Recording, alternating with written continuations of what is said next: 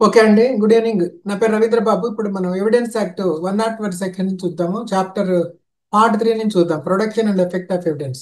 100 sections వరకు చూసాం కదా మనము. 100 చూసామా? 100లో ఏమని ఇచ్చారంటే, nothing in this chapter contained shall be taken to affect any of the provisions of the Indian Succession Act 1865 as to the construction of wills.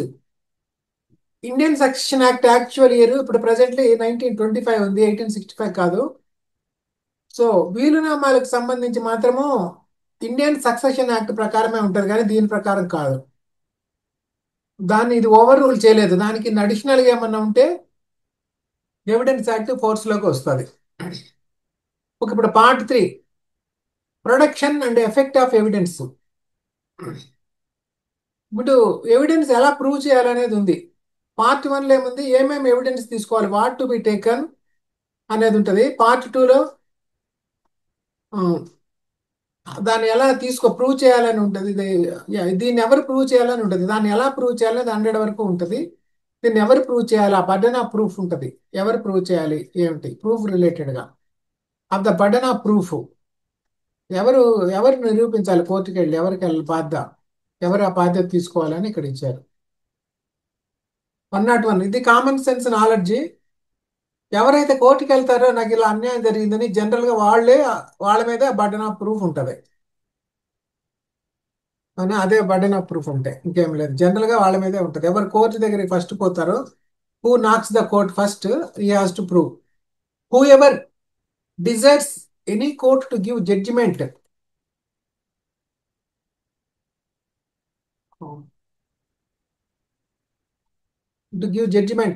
Has to any legal right or liability. Rights and liabilities మీరు jurisprudence లో చూస్తుంటారు. Right కి opposite liability. Dependent on the existence of facts.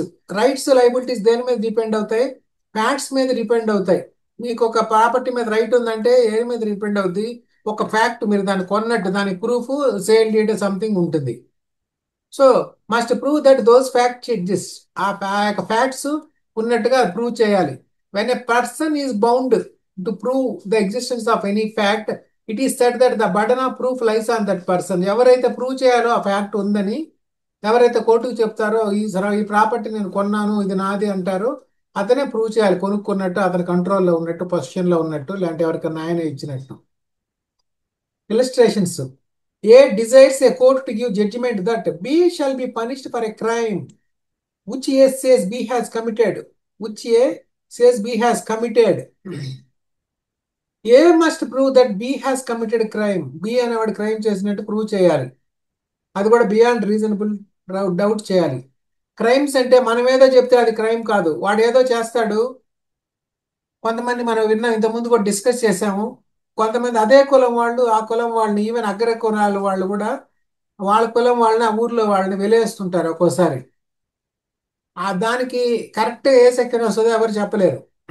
దానికి correct provision లేదు. ఇప్పుడు కొత్త వాటిలో కూడా అలాంటిదేం పెట్టినట్లేదు. ఇప్పుడు అది పనిష్మెంట్ అంటే ఎవరన్నా నిజంగా అతనుకి నష్టపోయాడు, బాధితుడు అయ్యాడు. ఎందుకంటే ఊళ్ళో వాళ్ళంతా వాళ్ళ కులం వాళ్ళే అతన్ని వెలేశారు.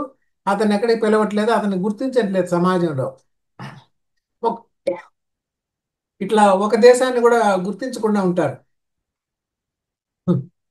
ఇప్పుడు తైవాన్ అనే కంట్రీ ఉంది కదా, ఆ తైవాన్ అనే కంట్రీని కొన్ని దేశాలు గుర్తించవు.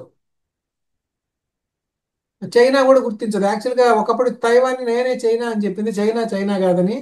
తర్వాత చైనా నేనే చైనా అని ప్రకటించుకున్నాక ఇంకా వాళ్ళే స్ట్రాంగర్ హోల్డ్ తెచ్చుకున్నప్పుడు మీకు ఇంటర్నేషనల్ లా తెలిస్తే తెలుస్తుంది.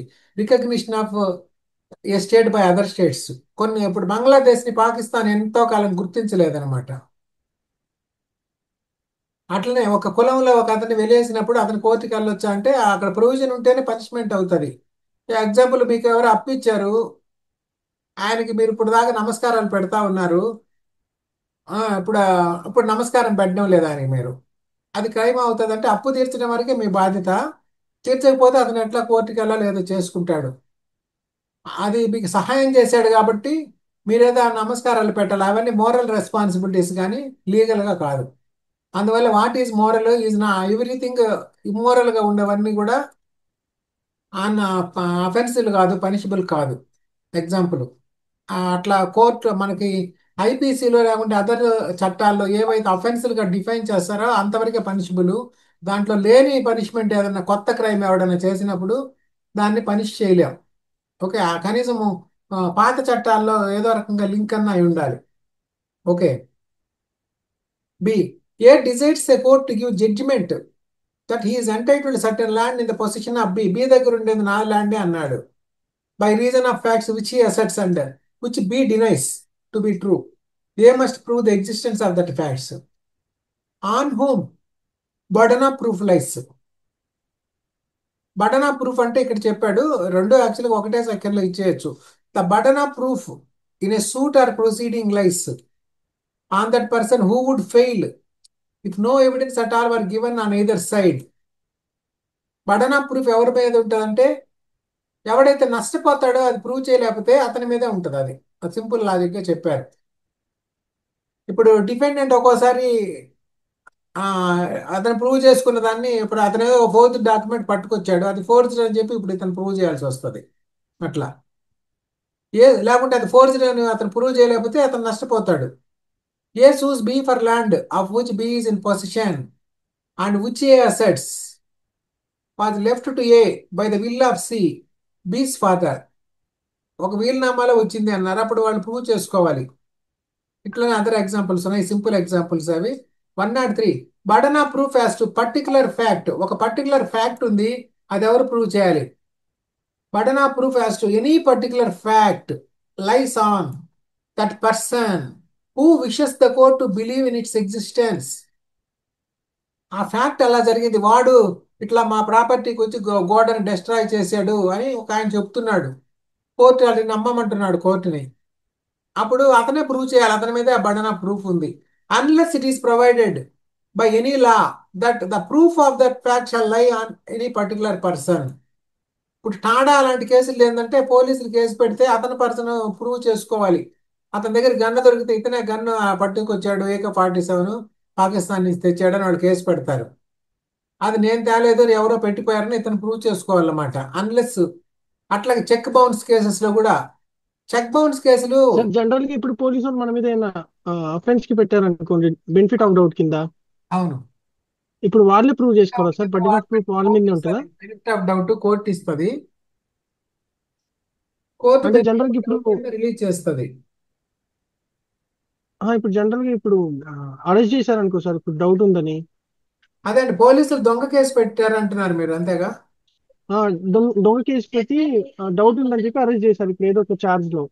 చేస్తే అప్పుడు వాళ్ళు ప్రూవ్ చేయాలి, బియాండ్ రీజనబుల్ డౌట్ వాళ్ళు ప్రూవ్ చేయాలా. ఇప్పుడు అక్కడ ఏదో మర్డర్ అదే జరుగుతుంది, ఆ దారిలో సినిమాకి పోయి వచ్చే వాళ్ళందరినీ పట్టుకొని వెళ్ళారు కదా వాళ్ళు. ఆ బర్డెన్ ఆఫ్ ప్రూఫ్ ఇప్పుడు పోలీసుల మీదే ఉంటుంది కదా సార్, అంటే ప్రాసిక్యూషన్ బర్డెన్ మీదే ఆఫ్ ఉంటుంది ప్రూఫ్ కదా. Lies on the prosecution. Criminal లాలో బియాండ్ వాళ్ళే కదా చేశారని చెప్తున్నారు, వాళ్ళే ప్రూవ్ చేయాలి. Yes sir. Okay okay sir. Okay. Okay sir. చూడండి, A prosecutes B for theft and wishes the court to believe that B admitted that theft to C. A must prove the admission.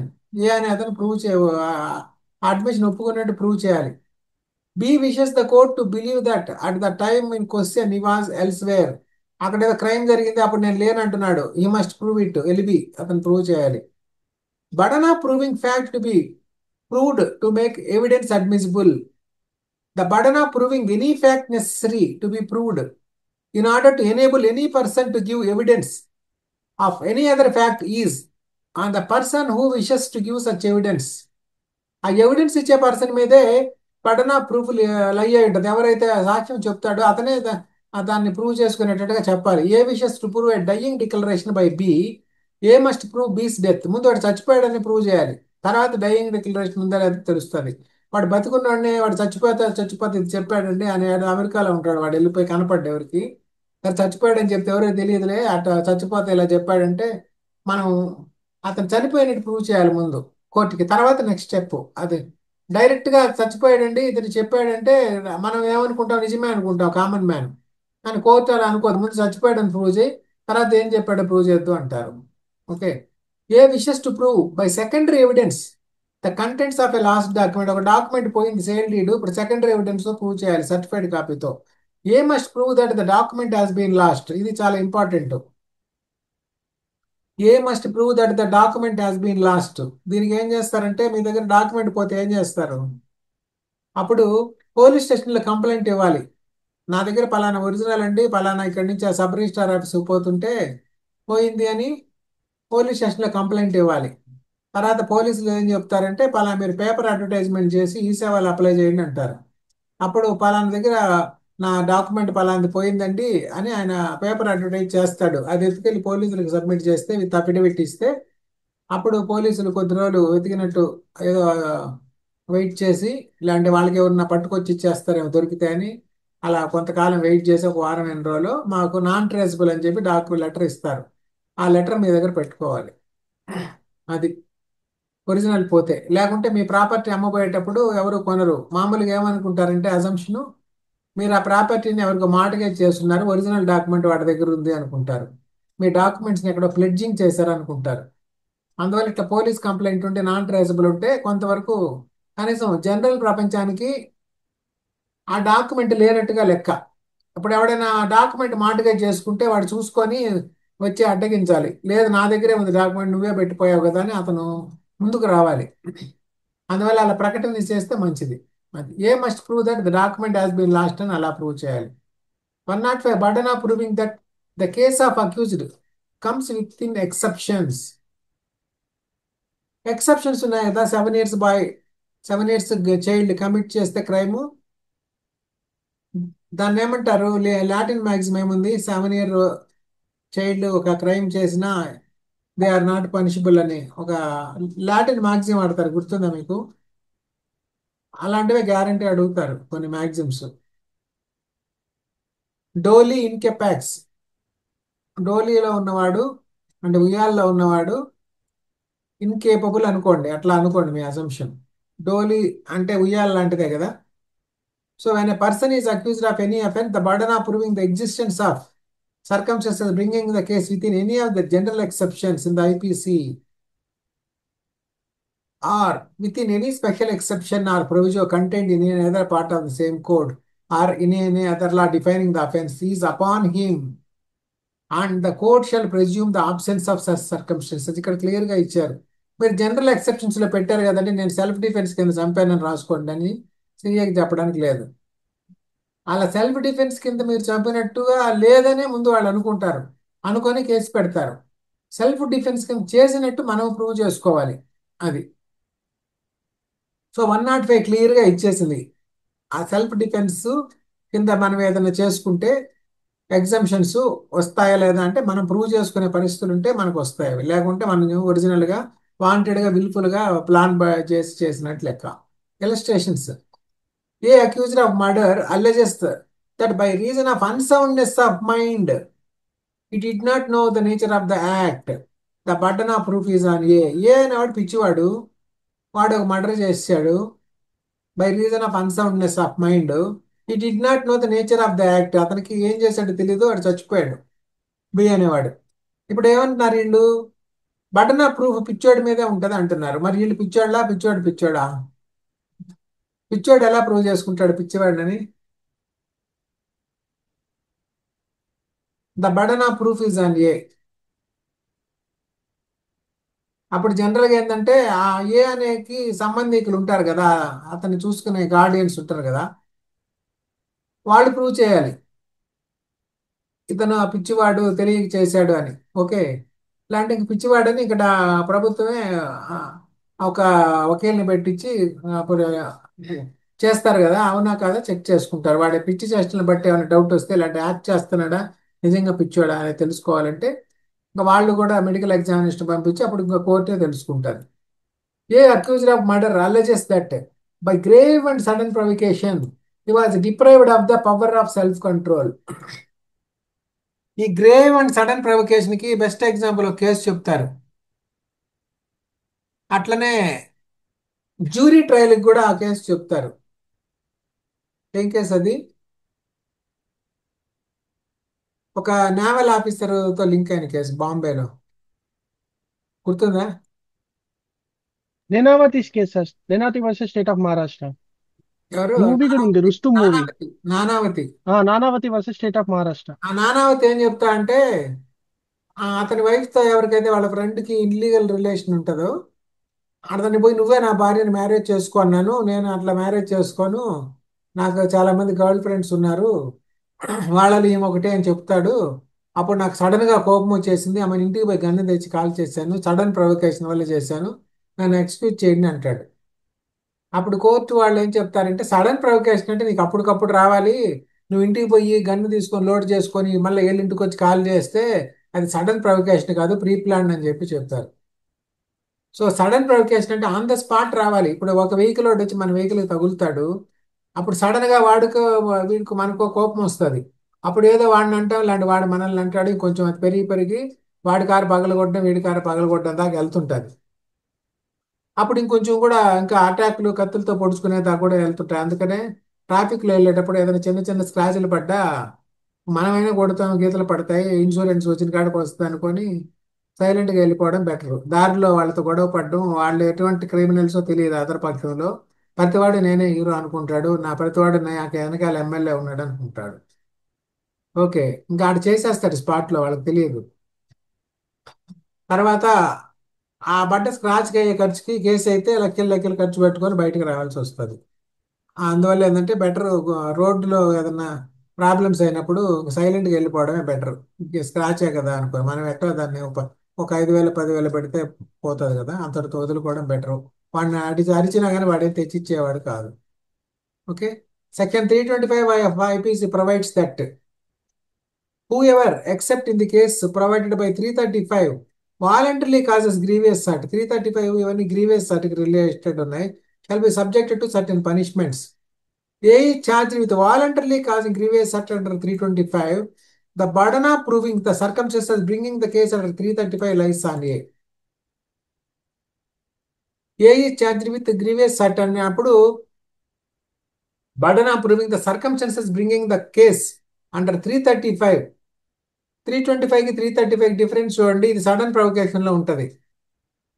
So వాడు sudden provocation చేశాడా pre ప్లాన్డ్గా చేశాడా అనేది, కత్తి తెచ్చి నరికాడు చెయ్యి, అది సడన్ ప్రొవకేషన్లో పక్కన కత్తి ఉంటే తీసుకొని నరికాడా, వాడేదో అంటే మన ఇంట్లోకి పోయి ఎక్కడో అటక మీద పెట్టిన కత్తి తీసుకొచ్చి నరికాడా అనేది అది సడన్ ప్రొవకేషన్ అవ్వదు. ఓకే, కొంత వాడికి టైం ఉంటుంది, స్పాంటేనియస్గా జరగలేదు అది. 106 burden of proving fact especially with in knowledge. ఒక్కోసారి మనకి దాని మీద నాలెడ్జ్ ఉంటుంది. When any fact is especially with in the knowledge of any person, the burden of proving that fact is upon him. When any fact is especially within the knowledge of any person, the burden of proving that fact is upon him. ఒక knowledge of something అతనికి ఉంటే అతని మీదే ఉంటుంది prove చేయడం. ఇక్కడ example ఇచ్చారు. When a person does an act with some intention other than that which the character and circumstances of the act suggest, the burden of proving that intention is upon him. ఇప్పుడు ఒక cinema ఉంది, భామనే సత్యభామనే సినిమాలో కమల్ హాసన్ వాళ్ళ అమ్మాయే ఉంటుంది, fire యాక్సిడెంట్లో వస్తే ఎత్తుకుపోయి swimming పూల్లో వేసేస్తాడు అమ్మాయిని, ఫైర్ అంటుకుంటే. అప్పుడు అందరు తిడతారు, నువ్వు అప్పుడు డాక్టర్ వచ్చి నువ్వు చేసిందే కరెక్ట్ అని చెప్తాడు. అంటే నీకు ఆ నాలెడ్జ్ ఉండాలి, స్విమ్మింగ్ పూల్లో వేస్తే కొంత రిలీఫ్ ఉంటుంది, వాటర్ తగిలితే బాడీకి రిలీఫ్ ఉంటుంది అని. అట్లనే మనము ఒక పని చేసినప్పుడు, అంటే యాక్సిడెంట్ అలాంటి కేసెస్లో ఒక పెద్ద యాక్సిడెంట్ తప్పించిపోయి చిన్న యాక్సిడెంట్ చేస్తాడు వీడు. ఎదురుగా వచ్చే బస్సును కొట్టబోతాడు కారు, బస్సును తగిలితే అందరూ పోతారు, లేదంటే ఎదురుగా ఇంకొక కారు ఉంటుంది, అప్పుడు పక్కకి తిప్పితే ఒక సైకిలిస్ట్ ఉంటాడు.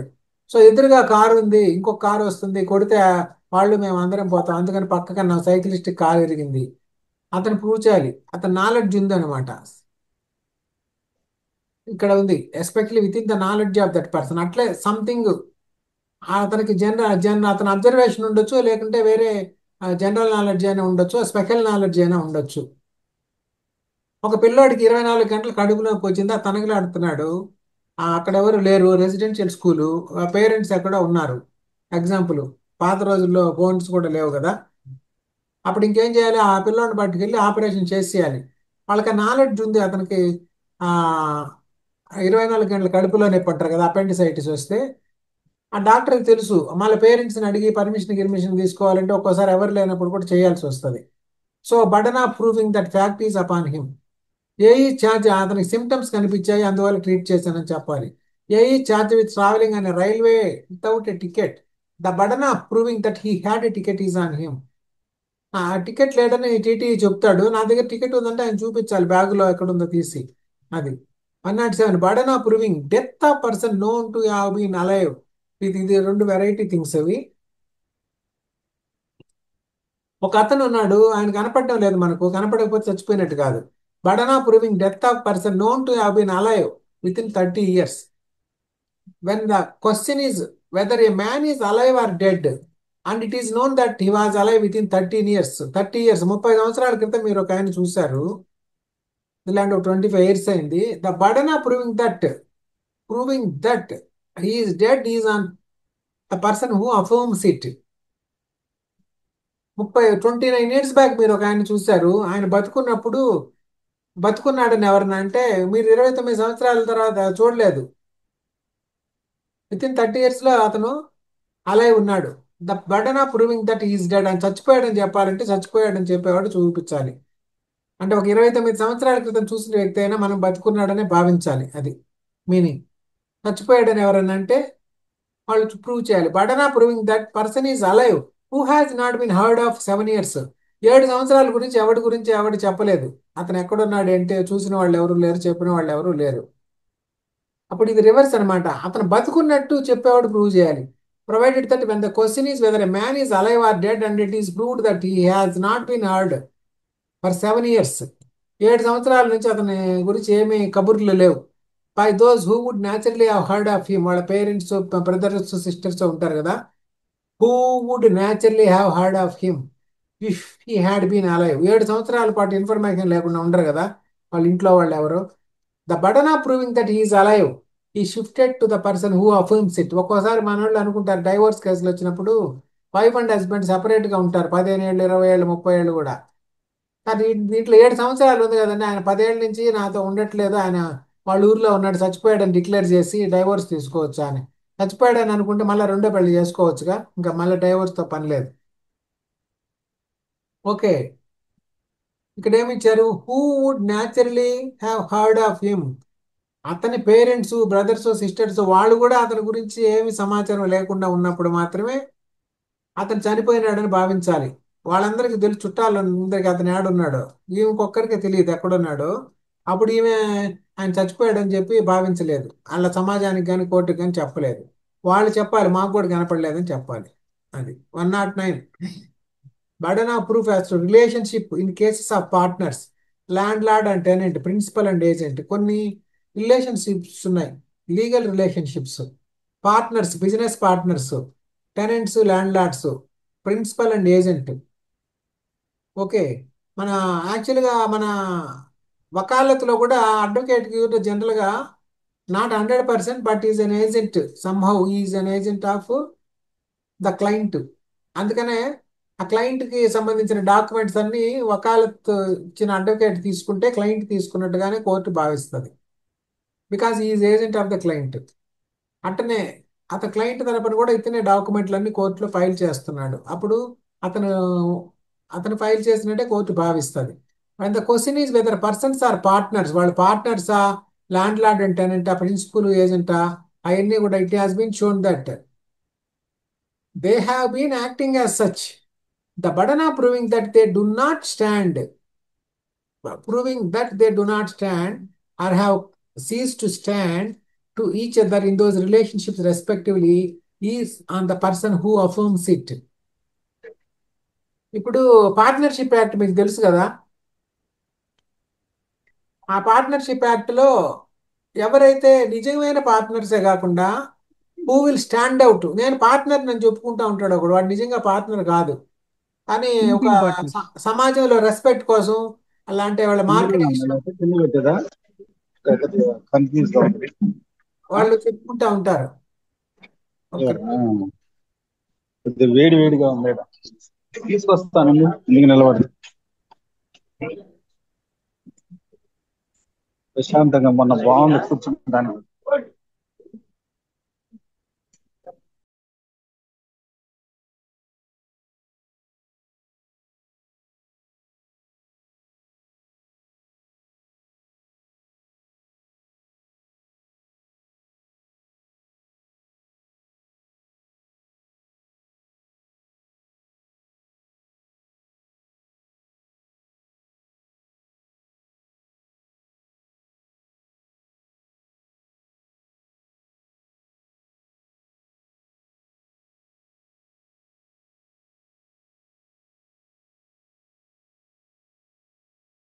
సార్ మీది మ్యూట్ లో అయిపోయింది సార్. సార్ మీది మ్యూట్ అయిపోయింది.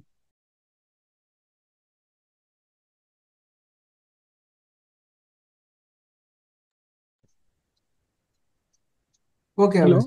ఓకే, ఇప్పుడు అన్మ్యూట్ చేశాను. ఓకే.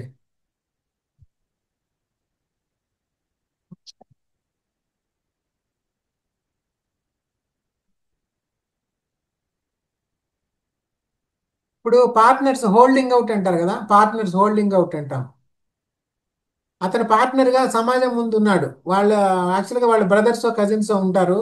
బయట బిజినెస్ చేసుకునేటప్పుడు ఒక రియల్ ఎస్టేట్ వెంచర్ చేస్తుంటారు. ఒక బ్రదర్ కజిన్ ఎవరో బయట వాళ్ళకి చెప్పేటప్పుడు మేము అంతా పార్ట్నర్స్ అని చెప్తారు, ఇద్దరు చెప్పుకుంటా ఉంటారు. సో దట్ బిజినెస్ ఎక్కువ వస్తుంది, రిలేటివ్స్ కూడా పెడతారని. యాక్చువల్గా అతను పార్ట్నర్ కాదు, కమిషన్ ఏజెంట్ గానే ఉంటాడు. రేపు మళ్ళా వీళ్ళు రియల్ ఎస్టేట్ వెంచర్ ముంచేశాక అప్పుడు అందరూ వచ్చి ఇతను పట్టుకుంటారు, నువ్వు పార్ట్నర్ అన్నావు కదా అంటే, లేదు లేదు నేను పార్ట్నర్ కాదు, కమిషన్ పని చేశాను, జీతానికి పని చేశాను, ఊరికే అట్ట గొప్పగా చెప్తే అన్నయ్య చెప్పమంటే చెప్పానంటే అప్పుడు ఇతను కూడా ఇరుక్కుంటాడు. ఎందుకంటే దో ఈ వాజ్ నాట్ పార్ట్నర్, అందరినీ అతను పార్ట్నర్గా చెప్పి నమ్మించాడు. అతను నమ్మి చాలా మంది ఇన్వెస్ట్ చేశారు. సో అతను ఆ ఆ బాధ్యత తీసుకోవాల్సింది, ఇప్పుడు కాదంటే కుదరదు. అదే ఇక్కడ చెప్పారు. To each other in those relationship respectively is on the person who affirms it.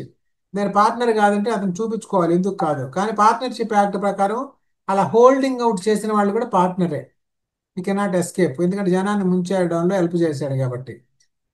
And and burden of proof as to ownership, ఒక దాని ఓనర్షిప్ గురించి. And the question is whether any person is owner of anything of which he shown to be in possession. మీ దగ్గర ఒకటి ఉంది, ఒక car ఉంది, laptop ఉంది, మీరు ఓనర్ అని ప్రూవ్ చేసుకోవాలి, అలాంటి ప్రాపర్టీ ఉంది. Burden of proving that he is not the owner is on the person who affirms that he is not the owner. మీరు ఒక ప్రాపర్టీ లోపల ఉన్నారు, ఏడే వాడు వచ్చి నాది స్థలం అన్నారు, ఆయన ఓనర్ కాదు నేను ఓనర్ అని బయట వాడు చెప్పినప్పుడు అతను ప్రూవ్ చేసుకోవాలి.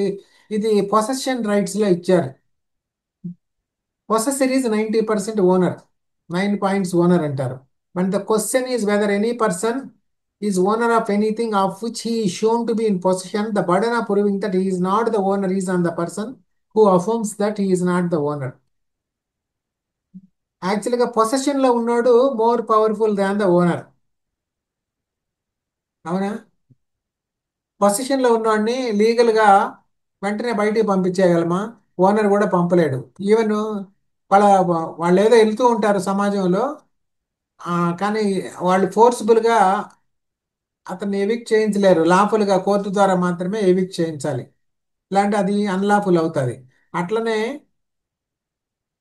ఈవెన్ ఒక టెనెంట్ ఇంట్లో అతను రెంట్ కొన్నప్పుడు వీళ్ళు ఎప్పుడు పడితే అప్పుడు వచ్చి ఇల్లు మేము చెక్ చేసుకోవాలి ఎలా ఉందని కూడా రావడానికి లేదు. అతనికి ఇంటిమేట్ చేసి ప్రయర్ ఇంటిమేషన్ ఇచ్చి అతను కూడా దానికి తగ్గట్టు రెడీ సిద్ధంగా ఉన్నప్పుడు మాత్రమే రావాలి. ఇప్పుడు అర్ధరాత్రి వచ్చి ఇలాంటి ఎర్లీ మార్నింగ్ వచ్చి ఇలాంటి ఎప్పుడో వచ్చేసి ఎప్పుడు పడితే అప్పుడు వచ్చేసి కొన్ని డే టైం అయినా నేను చెక్ చేస్తానంటే కుదరదు. ఓకే, అందువల్ల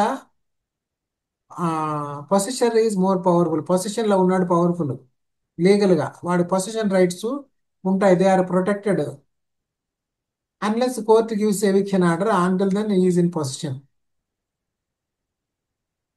111 proof of good faith in transactions where one party is in relation of active confidence. Good faith తో చేశాను, నేను నమ్మకంతో చేశాను అని చెప్తారు. Where there is a question as to the good faith of a transaction between parties, one of whom stands to the other in a position of active confidence, the burden of proving the good faith of the transaction is on the party who is in position of active confidence. The burden of proving the good faith is on the person who is in a position of active confidence. Examples ఇచ్చారు.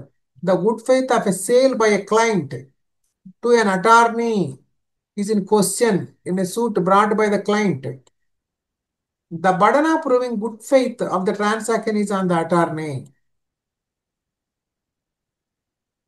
ఒక client attorney లాయర్కి అమ్మేశాడు ఆయన property.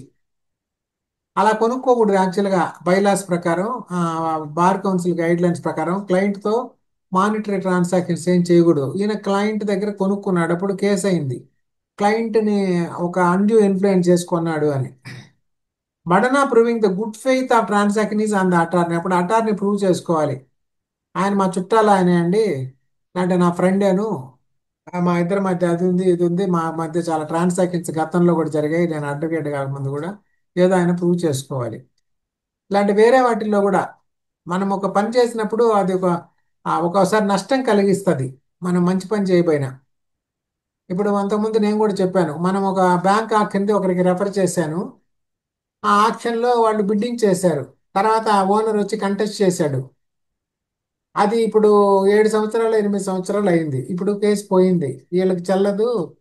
ఆ, అని ఎవరు అంటే మధ్యలో వాళ్ళు వచ్చి కొందరు వచ్చి ఇది వంశపారంపర్య ఆస్తి అని వేశారు. అప్పుడు డెట్ రికవరీ ట్రిబ్యునల్ వాళ్ళు ఏం చెప్పారు, అది వంశపారంపర్యపు ఆస్తి అంటే దాన్ని మళ్ళా సివిల్ కోర్టులో తేల్చాలని ఏదో పక్కన పెట్టారు. అందువల్ల ఈ ట్రాన్సాక్షన్ పక్కన పెట్టేశారు. ఇప్పుడు పెట్టినప్పుడు వాళ్ళు బ్లేమ్ చేశారు అనుకోండి, ప్రాపర్టీ చూపించిన అది గుడ్ ఫెయిత్ చేశాం కదా మనం. లేదా వాళ్ళకి లాభం కలిగించాలి, పలానా ప్రాపర్టీ ఉంది తక్కువలో పడ్డది, వేసుకుంటే వేసుకోండి మీకు యూజ్ అవుతుంది అని చెప్పాము. Good faith. వాళ్ళు కావాలంటే మధ్యలో అయినా వెనక్కి వెళ్ళి ఉండొచ్చు, ఒక నెల తర్వాత సంవత్సరం తర్వాత వెళ్ళి ఉండొచ్చు. 7 సంవత్సరాలు 8 సంవత్సరాలు రావాల్సిన పని లేదు. ఇప్పుడు ప్రాపర్టీ పోయాక మేము అప్పుడు ఇన్వెస్ట్ చేసుకుంటే హైదరాబాద్లో ఇప్పుడు 3 టైమ్స్ అయిపోయింది, 4 టైమ్స్ అయిపోయింది, అయిపోయేది అని చెప్తే మనం ఏం చేయలేం. ఓకే, అలాగా. ఓకే, తర్వాత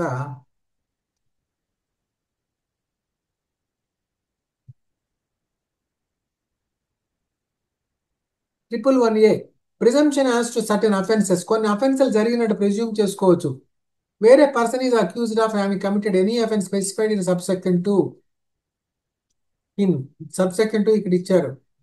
in any area declare to be disturbed area under any enactment. ఏదైనా డిస్టర్బ్ ఏరియాలో కొన్ని పనులు చేస్తే చేసినట్టే. Making provision for the suppression of disorder and restoration and maintenance of public order. Be any area in which there has been over a period of more than 1 month extensive disturbance. ఇలాంటి అక్కడ already disturbance ఉంది, ఇలాంటి disturbed area అని declare చేశారు ఇంకా likely area అని.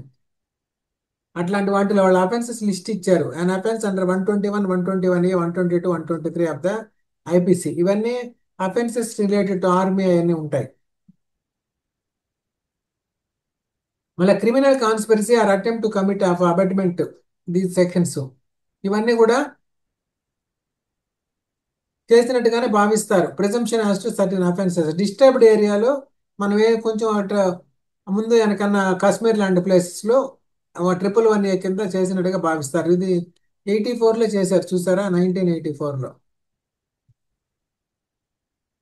బహుశా ఇవన్నీ 84 అంటే ఎప్పుడు పీరియడ్ ఏముంది, బిందరన్ వాళ్ళ పీరియడా? పంజాబ్లో కూడా ఆ టైంలోనే కొంచెం కల్లోలం అవుతుంది. 84 సుమారుగా ఇందిరాగాంధీ కూడా అప్పుడే చనిపోయింది అనుకుంటాను. అది ఆ పంజాబ్ అల్లర్లంతా అప్పుడే అయినా అప్పుడు పెట్టిన చట్టం లాగా ఉంది.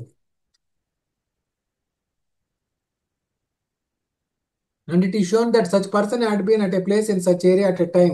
ఆ టైంలో మనం ఉంటే చాలు, మనం దాంట్లో పార్టిసిపేట్ చేసినా చేయకపోయినా, నీకు పంజాబ్లో ఏం పని, కాశ్మీర్లో ఏం పని, ఆంధ్ర నుంచి వచ్చని మనల్ని కూడా ఇరికిస్తారనమాట.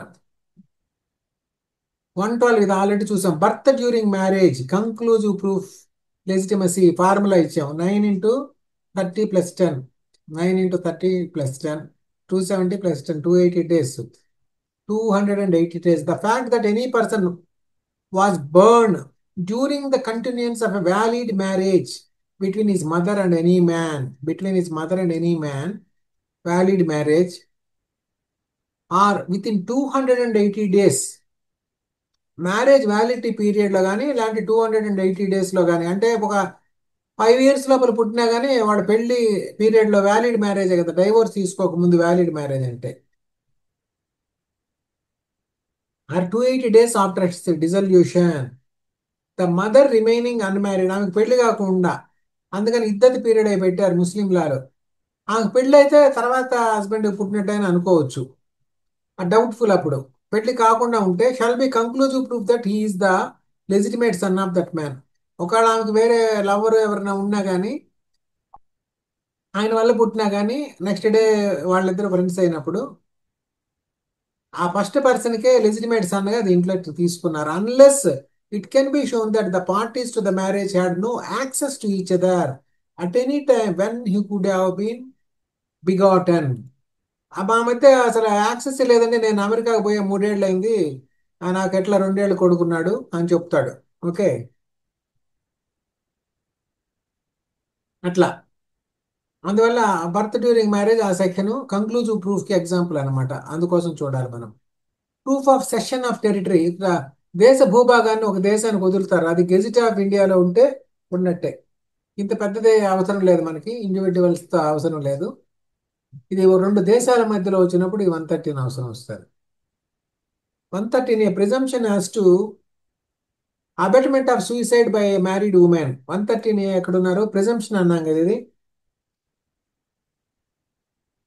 When the question is whether the commission of suicide by a woman had been abetted, suicide abet అయిందా లేదా by her husband or any relative of her husband, and it is shown that she had committed suicide within a period of 7 years from the date of her marriage. 7 సంవత్సరాలు పెళ్ళైన లోపల ఆమె suicide చేసుకుంటే ఆమెను సూసైడ్కి వీళ్ళే ప్రేరేపించినట్టుగా ఒక presumption. And that her husband or such relative had subjected her to cruelty, ఆమెను క్రూయల్టీకి subject చేసినట్టు the court may presume, having regard to all other circumstances of the case, that such suicide had been abetted by her husband or by such relative of her husband. For the purpose of the second, cruelty shall have same meaning as in 498A ఇచ్చాడు. Cruelty అంటే dowry related cruelty, ఆవిడ తాగొచ్చి 4 దెబ్బలు కొడితే కూర సరిగ్గా వండలేదు అని, అది 498A కింద రాదు. సార్ ఇది మే presume shell presume sir suicide కి? షెల్ ప్రెస్యూమ్ ఉంది, వేరేది తర్వాత వస్తుంది. డౌరీ డెత్ వేరే ఉంది.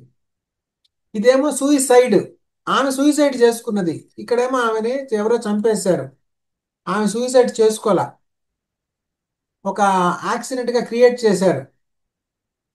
సూయిసైడ్ చేసుకోవాలి. సూయిసైడ్ అంటే ఆమె రోడ్లోకి వచ్చి ఆమె పెట్రోల్ పోసుకొని చచ్చిపోయింది. ఎగ్జాంపుల్, అందరు చూశారు, సూయిసైడే, రికార్డు ఉంది. వాళ్ళ హస్బెండ్, సో వాళ్ళు ఎవరు ఏమి చేయలేదు.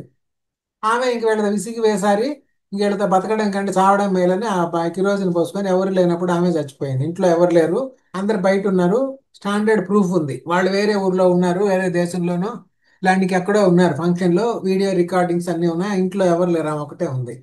ఆమె పెళ్లికి ఫంక్షన్లోంచి ఇప్పుడే వస్తాను ఇంటికి వచ్చేసి చేసుకుంది. ఎగ్జాంపుల్, వాళ్ళకి ఎలిబి ఉంది, వాళ్ళ ఇన్వాల్వ్మెంట్ ఏమి లేదు. అది 113A. ఓకే, 498A కింద వస్తుంది. ఓకే, ఆమె దాంట్లో ఆమెని driving her to suicide, presumption as to abetment of suicide. ఇది సూసైడ్ జరగల, ఆమె బతికింది, ఇక్కడ చచ్చిపోయింది, అది తేడా. 113A 113Bకి basic difference. Abetment of suicide అంటే చచ్చిపోతే సూసైడ్ కాదు కదా, అబెట్మెంట్ కాదుగా, బతికుంది. ఒకటి చనిపోతే దీని కింద వస్తుంది, అప్పుడు 113B డౌరీ డెత్ కింద ట్రీట్ అవుతుంది మళ్ళీ అది. సో ఆమె ఎవరో వచ్చి హెల్ప్ చేశారో, ఆమె సర్వైవ్ అయింది, అప్పుడు కేసు పెట్టాలిగా. అప్పుడు ఆమె చెప్పినా చెప్పకపోయినా వాళ్ళే చేసినట్టుగా భావిస్తారు. తర్వాత ఆమె చెప్పాలి హోస్ట్లోకి వచ్చి, ఆమె చెప్పలేని పరిస్థితి, వెళ్ళిపోయింది అంటే కోమాలోకి, డెత్ లేదు అక్కడ, కానీ ఆమె చెప్పలేకపోతుంది, ఇప్పుడు కోమాలో ఉంది ఎగ్జాంపుల్, అప్పుడు వీళ్ళే అబెట్ చేసినట్టుగా భావిస్తారు. అది 113B. Question is whether a person has committed dowry death of a woman, and it is shown that soon after her death such a woman had been subjected by such a person to cruelty or harassment for, in connection with any demand for dowry. The court shall presume that such person has caused dowry death. Dowry demand చేసి, okay, dowry demand వల్ల ఆమెను చంపితే 113B కింద dowry death కింద ఉంటుంది. అది కూడా 7 years ఉంటుంది జనరల్గా, లేకుంటే 7 years బయట ఉందో, లేదంటే 7 years బయట ఉన్నా కూడా అది లెక్క. 7 years లోపల జరిగితే ఇది presumption. Question is weather a person has committed the dowry death. Dowry death definition ఉంది కదా, dowry death definition same meaning as in 304B. అది కూడా 7 years ఉంటుంది. In connection with any demand for dowry. Dowry demand చేస్తేనే, ఇక్కడ dowry demand లేకుండా వీడికి ఇంకొక అమ్మాయి నచ్చింది, ఆమెతో పోతున్నాడు, లేకుంటే ఆమెను చేసుకోవాలంటే ఈమెను వదిలించుకోవాలి, అప్పుడు అది మర్డర్ అవుతుంది, డౌరీ డెత్లోకి రాదు. అది బేసిక్ డిఫరెన్స్. వాడు డౌరీ డిమాండ్ చేసి చంపితే డౌరీ డెత్, వాడు వేరే ప్లాన్తో ఇంకొక లేడీతో మ్యారేజ్ చేసుకోవాలి, లాంటి ఆమెతో వెళ్ళిపోవాలి, ఈమెను వదిలించుకోవాలనుకుని చేస్తే అది మర్డర్ అవుతుంది. 114 court may presume existence of certain facts. కొన్ని ఫ్యాక్ట్స్ మనం సైన్స్ ల్యాబ్స్లో చూస్తుంటాం, మ్యాథమెటిక్స్ స్టాటిస్టికల్ అనాలిసిస్లో కూడా చూస్తుంటాం. కొన్ని ఫ్యాక్ట్స్ ప్రెజ్యూమ్ చేసుకుంటాం, సైన్స్లో కూడా కొన్ని కండిషన్స్ స్టాండర్డ్ అనుకుంటాం. ఒక రోడ్డు మీద ట్రాఫిక్ డిజైన్ అయి చేసేటప్పుడు ఒక స్టాండర్డ్ ఫ్రిక్షన్ ఉందనుకొని టైర్ డిజైన్ చేస్తారు. రోడ్డు సర్ఫేస్ తారు ఉంటుంది, ఇలాంటి సిమెంట్ రోడ్డు ఉంటుంది, ఇంత ఫ్రిక్షన్ ఉంటుందని ఆ టైర్ని వాళ్ళు డిజైన్ చేస్తారు, ఆ స్పీడ్ని చేస్తారు. లేకుంటే ఇంత అట్మాస్ఫియరిక్ ప్రెషర్ ఉంటుంది ఇక్కడ అని దాన్ని డిజైన్ చేస్తారు. ఆ కారు ఆ ఫ్లైట్ వెళ్ళేటప్పుడు ఎయిర్ క్రాఫ్ట్ డిజైన్లో కూడా కొన్ని ప్రెజ్యూమ్ చేసుకుంటారు. పాయింట్ టు పాయింట్ కొన్ని మారుతుంటాయి. They will presume certain facts. అట్లా స్టాటిస్టికల్లో కూడా జనాభా లెక్కలు తీసేటప్పుడు కూడా కొన్ని స్టాటిస్టిక్స్ వేసుకొని వాళ్ళు ప్రెజ్యూమ్ చేసుకుంటారు. The court may presume the existence of any fact which it thinks likely to have happened, likely to have happened, regard being had to the common course of natural events, common course of natural events, human conduct and public and private business in the relation to the facts of the particular case. పాత రోజుల్లో మా అమ్మాయికి మేము పసుపు కుంకుల మీద ఈ భూమి నాకు ఇచ్చారండి అని ఒక ఆవిడ లేడీ చెప్తుంది. అప్పుడు జనరల్గా కోర్టు నమ్ముతుంది. ఎందుకంటే ఒక హ్యూమన్ కాండక్ట్ ఉంది, పబ్లిక్ అండ్ ప్రైవేట్ బిజినెస్ అలా అలా నడుస్తుంది కాబట్టి సమాజంలో. And in the relation to the facts of the particular కేసులో వాళ్ళు ఇచ్చినట్టుగా కోర్టు జనరల్గా ప్రెజ్యూమ్ చేసుకుంటుంది. కోర్టు మే ప్రెజ్యూమ్, ఎందుకంటే కోర్టుకు జనరల్ ప్రిజంప్షన్ రావడానికి సమాజంలో ఉన్న కొన్నిటిని చూస్తారు. అప్పుడు కొందరు చెప్తారు, ఒక డిపెండెంట్స్లో తీసుకుంటారు. ఒక అతను జాబ్లో ఉంటాడు, 30 years ఉంటుంది, తమ్ముడు ఉంటాడు 25 years ఉంటాయి, అంటే 26 years ఉంటాయి. తమ్ముడిని హెల్ప్ చేస్తాడా చేయడా? అన్ఎంప్లాయిడ్ బ్రదర్ ఉంటే చేస్తాడు కదా, ఈజ్ ఎ డిపెండెంట్. మరి లేబర్ లాలో వాళ్ళ అన్నకి ఏదన్నా ఫ్యాక్టరీలో యాక్సిడెంట్ అయినప్పుడు ఇతన్ని డిపెండెంట్ కింద తీసుకుంటారు, లేదంటే లేబర్ యాక్ట్లో చూడండి. కొన్నిసార్లు వాళ్ళ మీద డిపెండెంట్ అంటే బ్రదర్ వాళ్ళకి కూడా కొన్ని కాంపెన్సేషన్స్ వస్తాయన్నమాట, if is proved as a dependent. ఏముందండి 26 ఏళ్ళు అతను, మామూలుగా ఈవెన్ సన్స్ కూడా డిపెండెంట్ కింద రారు గవర్నమెంట్లో. సెంట్రల్ గవర్నమెంట్ కానీ స్టేట్ గవర్నమెంట్లో పిల్లల్ని కూడా డిపెండెంట్స్గా తీసుకుంటారు. వాళ్ళకు కూడా కొన్ని బెనిఫిట్స్ ఎక్స్టెండ్ చేస్తారు, మెడికల్ బెనిఫిట్స్, ట్రావెల్ బెనిఫిట్స్ లాంటివి. 25 years ఏజ్ వచ్చే వరకు వాళ్ళకి ఆ బెనిఫిట్స్ ఉంటాయి. 25 క్రాస్ అయితే వాళ్ళని వేరే పర్సన్స్గా ట్రీట్ చేస్తారు, they are not part of the family. అంటే for dependency financial purpose, that an accomplice unworthy of credit unless he is corroborated in material particulars. That bill of exchange accepted or endorsed was accepted or endorsed for good consideration. మీకు అది check గురించి కూడా మీరు ఒక check ఇచ్చారు, court ఏం presume చేస్తుంది, ఇంతకుముందు యాక్ట్లో కూడా ఉంది, మీరు కొంత అతనికి బాకీ పడి బాకీ తీర్చడానికి ఇచ్చారని అనుకుంటుంది, మీరు ఆయనకు అప్పించినారని అనుకోదు. ఒక అప్పుని క్లియర్ చేయడానికి ఇచ్చినారని కోర్టు భావిస్తుంది. లేదంటే నేనే అప్పిచ్చానండి, ఇప్పుడు మళ్ళీ వాడు తీర్చగల కెపాసిటీ లేదని అందరు చెప్పారు, ఊళ్ళో వాళ్ళందరి దగ్గర అప్పులు చేశాయంటే నేను స్టాప్ చెక్ పేమెంట్ ఇచ్చాను, ఆర్డర్ ఇచ్చాను బ్యాంక్కి అని చెప్తే మనం ప్రూవ్ చేసుకోవాలి అలా మనమే అప్పిచ్చినట్టుగా. ఇట్లా ఇవన్నీ ఇలస్ట్రేషన్స్ ఉన్నాయి, సో మెనీ ఇలస్ట్రేషన్స్, దీనికి మళ్ళీ క్లారిఫికేషన్స్ ఉన్నాయి. తర్వాత 114 A presumption as to options of consent in certain prosecutions for rape. రేపులో కన్సెంట్ ఉన్నట్టే అనుకోరు, unless it is strongly proven in a prosecution for rape under clause. So many clauses ఇచ్చారు 376లో. Where sexual intercourse by accused is proved and the question is where it was without consent of the woman alleged to have been raped. Such woman states that her evidence before the court that she did not consent, the court shall presume that she did not consent. అక్కడ నిజంగా consent ఉన్నా కానీ ఈ క్లాజెస్లో mention చేశారు, ఏ ఏ క్లాజెస్కో చూడండి. The court shall presume that she did not consent. Example, persons in authority ఉంటారు, వాళ్ళకి ఆమె నిజంగా ఒప్పుకున్న భయంతోనో వాళ్ళు ఏదన్నా కొంచెం బెనిఫిట్ చేయాలి అది హోల్డ్ చేశారనో ఒక కొయర్షన్ అన్డ్యూ ఇన్ఫ్లుయెన్స్ వల్ల కన్సెంట్ చేసి ఉండొచ్చు. అప్పుడు తర్వాత ఆమె కోర్టులో నేను కన్సెంట్ ఇవ్వలేదంటే ఇవ్వనట్టే లెక్క. ఆ క్లాజులన్నీ లిస్ట్ ఇచ్చారు ఇక్కడ. దీనికి డెఫినేషన్స్ కూడా ఉన్నాయి. 375 డెఫినేషన్ చూసుకోవాలి. తర్వాత 150 నెస్టోపెల్ ఇంపార్టెంట్. చాప్టర్ 8 8 115. నెస్టోపెల్ అంటే ఐడియా ఉందా మీకు జనరల్గా? టు స్టాప్ సార్, ఎస్టోపుల్ అంటే to stop. When one person has by his declaration act or omission, ఎన్ని రకాలుగా చేస్తున్నారు చూడండి. ఒక పర్సన్ బై హిజ్ డిక్లరేషన్, ఆయన ప్రకటించాడు, లేదంటే ఒక ఒక యాక్ట్ చేశాడు, ఒక పని చేశాడు, లేకుంటే ఒక పని చేయలా, intentionally caused or permitted another person to believe a thing to be true and to act upon such belief. మనకు ఒక నమ్మకం కలిగించాడు, ఆ నమ్మకం కలిగించి ఆ నమ్మకం మీద మనల్ని యాక్ట్ చేసేటట్టు చేశాడు.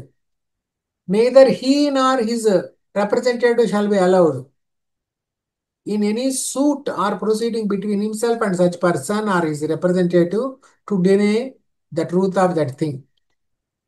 ఓకే. ఇప్పుడు ఒక అతను అన్నాడు, ఏదో స్థలం చూపించేసి ఇది నా స్థలమే, నువ్వు బిల్డింగ్ కట్టుకో అనే పర్మిషన్ ఇచ్చాడు. మన ఇద్దరం ఇటు బిజినెస్ చేద్దామని. అది యాక్చువల్గా వాళ్ళ మామయ్య స్థలం, ఆయన పిల్లలు లేరు, ఆయన స్థలం కాదు. సరే వీడిని పెట్టి కట్టించి ఆయన మీద లిటిగేషన్ వేద్దాము, అట్లా ఆ రకంగా ఆయన నిరికిద్దాం వాళ్ళ మామయ్యని అనుకున్నాడు, ఆ స్థలాన్ని కాజేద్దామని.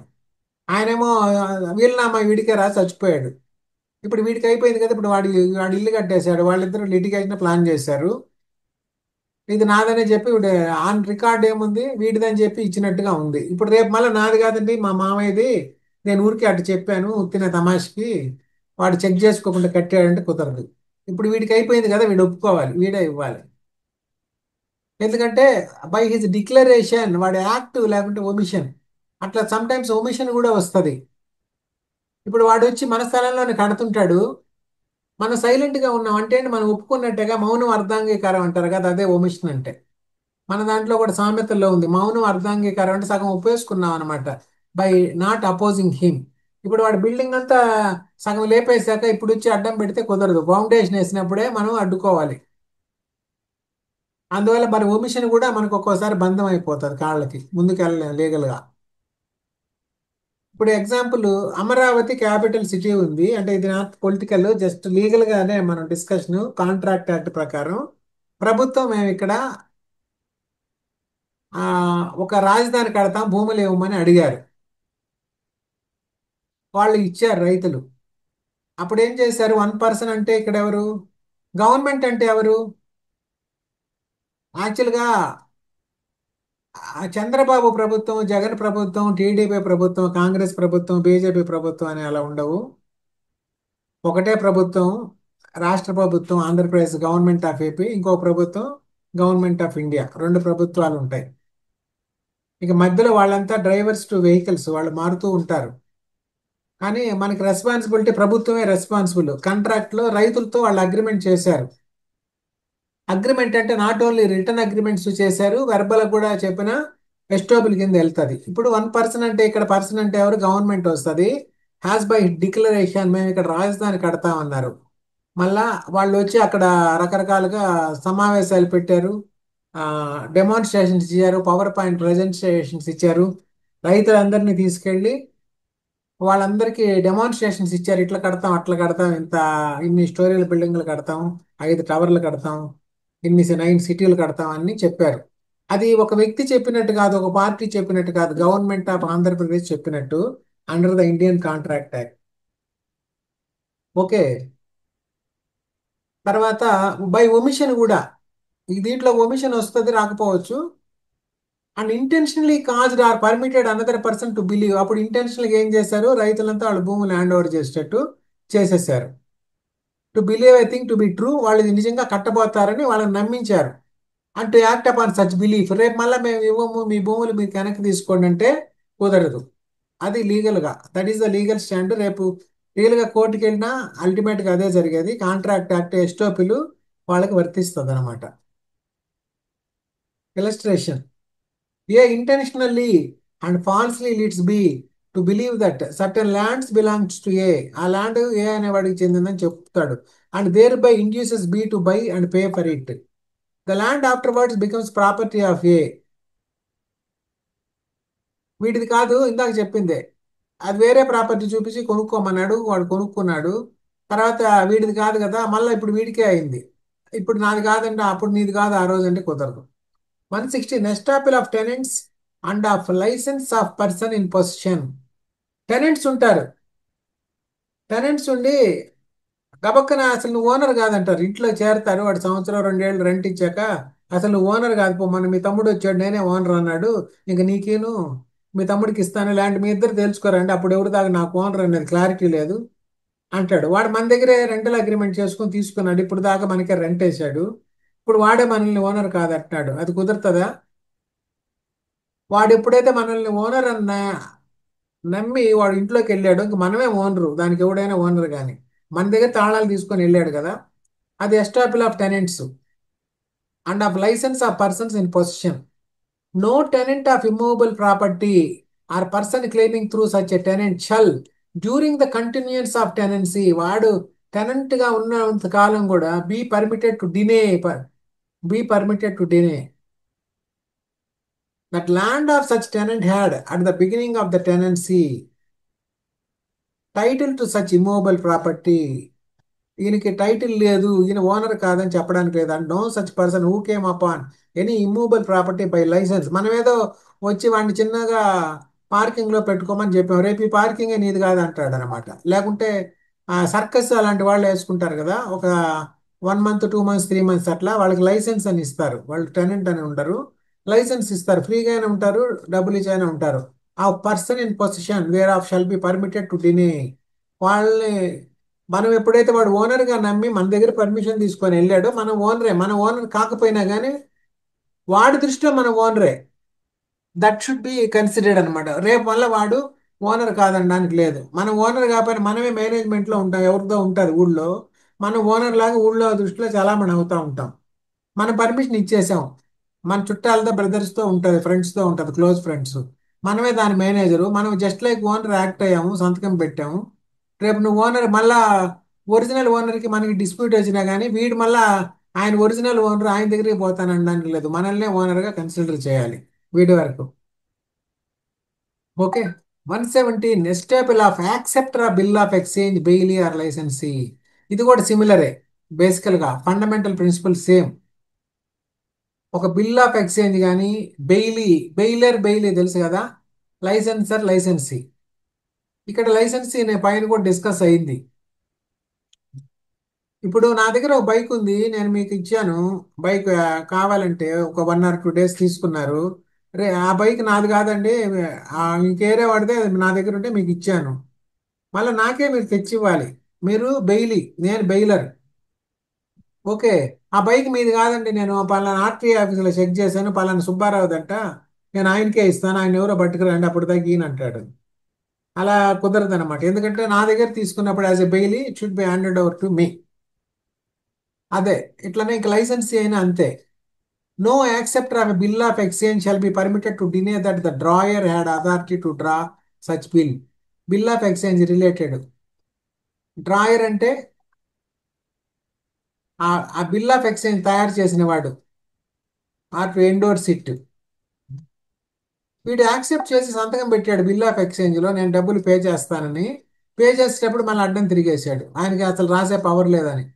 Not shall any bailee or licence be permitted to deny that his bailor or licensor had at the time when the bailment or licensee commenced authority to make such bailment or grant of license. మీరు ఓనర్లు కాదు, మీకు ఆ bailment power లేదు, licence ఇచ్చే power లేదు అని అడ్డం తిరగడానికి లేదు. Explanation. Acceptor of bill of exchange may deny that the bill was really drawn by the person by whom it purports to have been drawn. Bill of exchange may deny that the bill was really drawn by the person by whom it purports to have been drawn. Explanation 2. If a bailee delivers the goods bail to a person other than the bailer, He may prove that such person had a right to them as against the bailer. Bailee ఏం చేశాడు? Delivers the goods bail to a person other than the bailor. వేరే వాడికి ఇచ్చారు. Delivers the goods. He may prove that such person had a right to them as against the bailer. అంటే బెయిలీయే ఇమ్మన్నప్పుడు వేరే వాడికి పోయి తెచ్చి ఇచ్చాడు. అప్పుడు ఆయన ప్రూవ్ చేయొచ్చు, ఆయన ఒరిజినల్ ఓనర్ అండి, ఆయనకి ఇచ్చేయమన్నాడు, ఇచ్చొచ్చాను, ఈయన మళ్ళీ ఇప్పుడు ఆయన దగ్గర తెచ్చి నాకే ఇచ్చేయండి అంటున్నాడు, నేను తేలేనని. తర్వాత ఆఫ్ విట్నెసెస్. ఇక్కడ యాక్చువల్గా మీ క్రాస్ ఎగ్జామినేషన్ అన్ని స్టార్ట్ అవుతాయి. Okay. Who may testify. Trial ఇక్కడ బిగిన్ అవుతుంది. రియల్ యాక్షన్ సీన్స్ అన్నమాట, క్లైమాక్స్ లాగా. All persons shall be competent to testify unless the court considers that they are prevented from understanding the questions put to them. కోర్టులో మైనర్లు సాక్ష్యం చెప్పొచ్చా లేదా?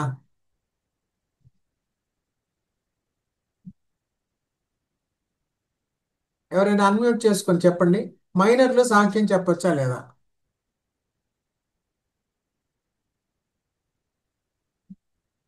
మైనర్లు కూడా సాక్ష్యం చెప్పొచ్చు. All person shall be competent to testify.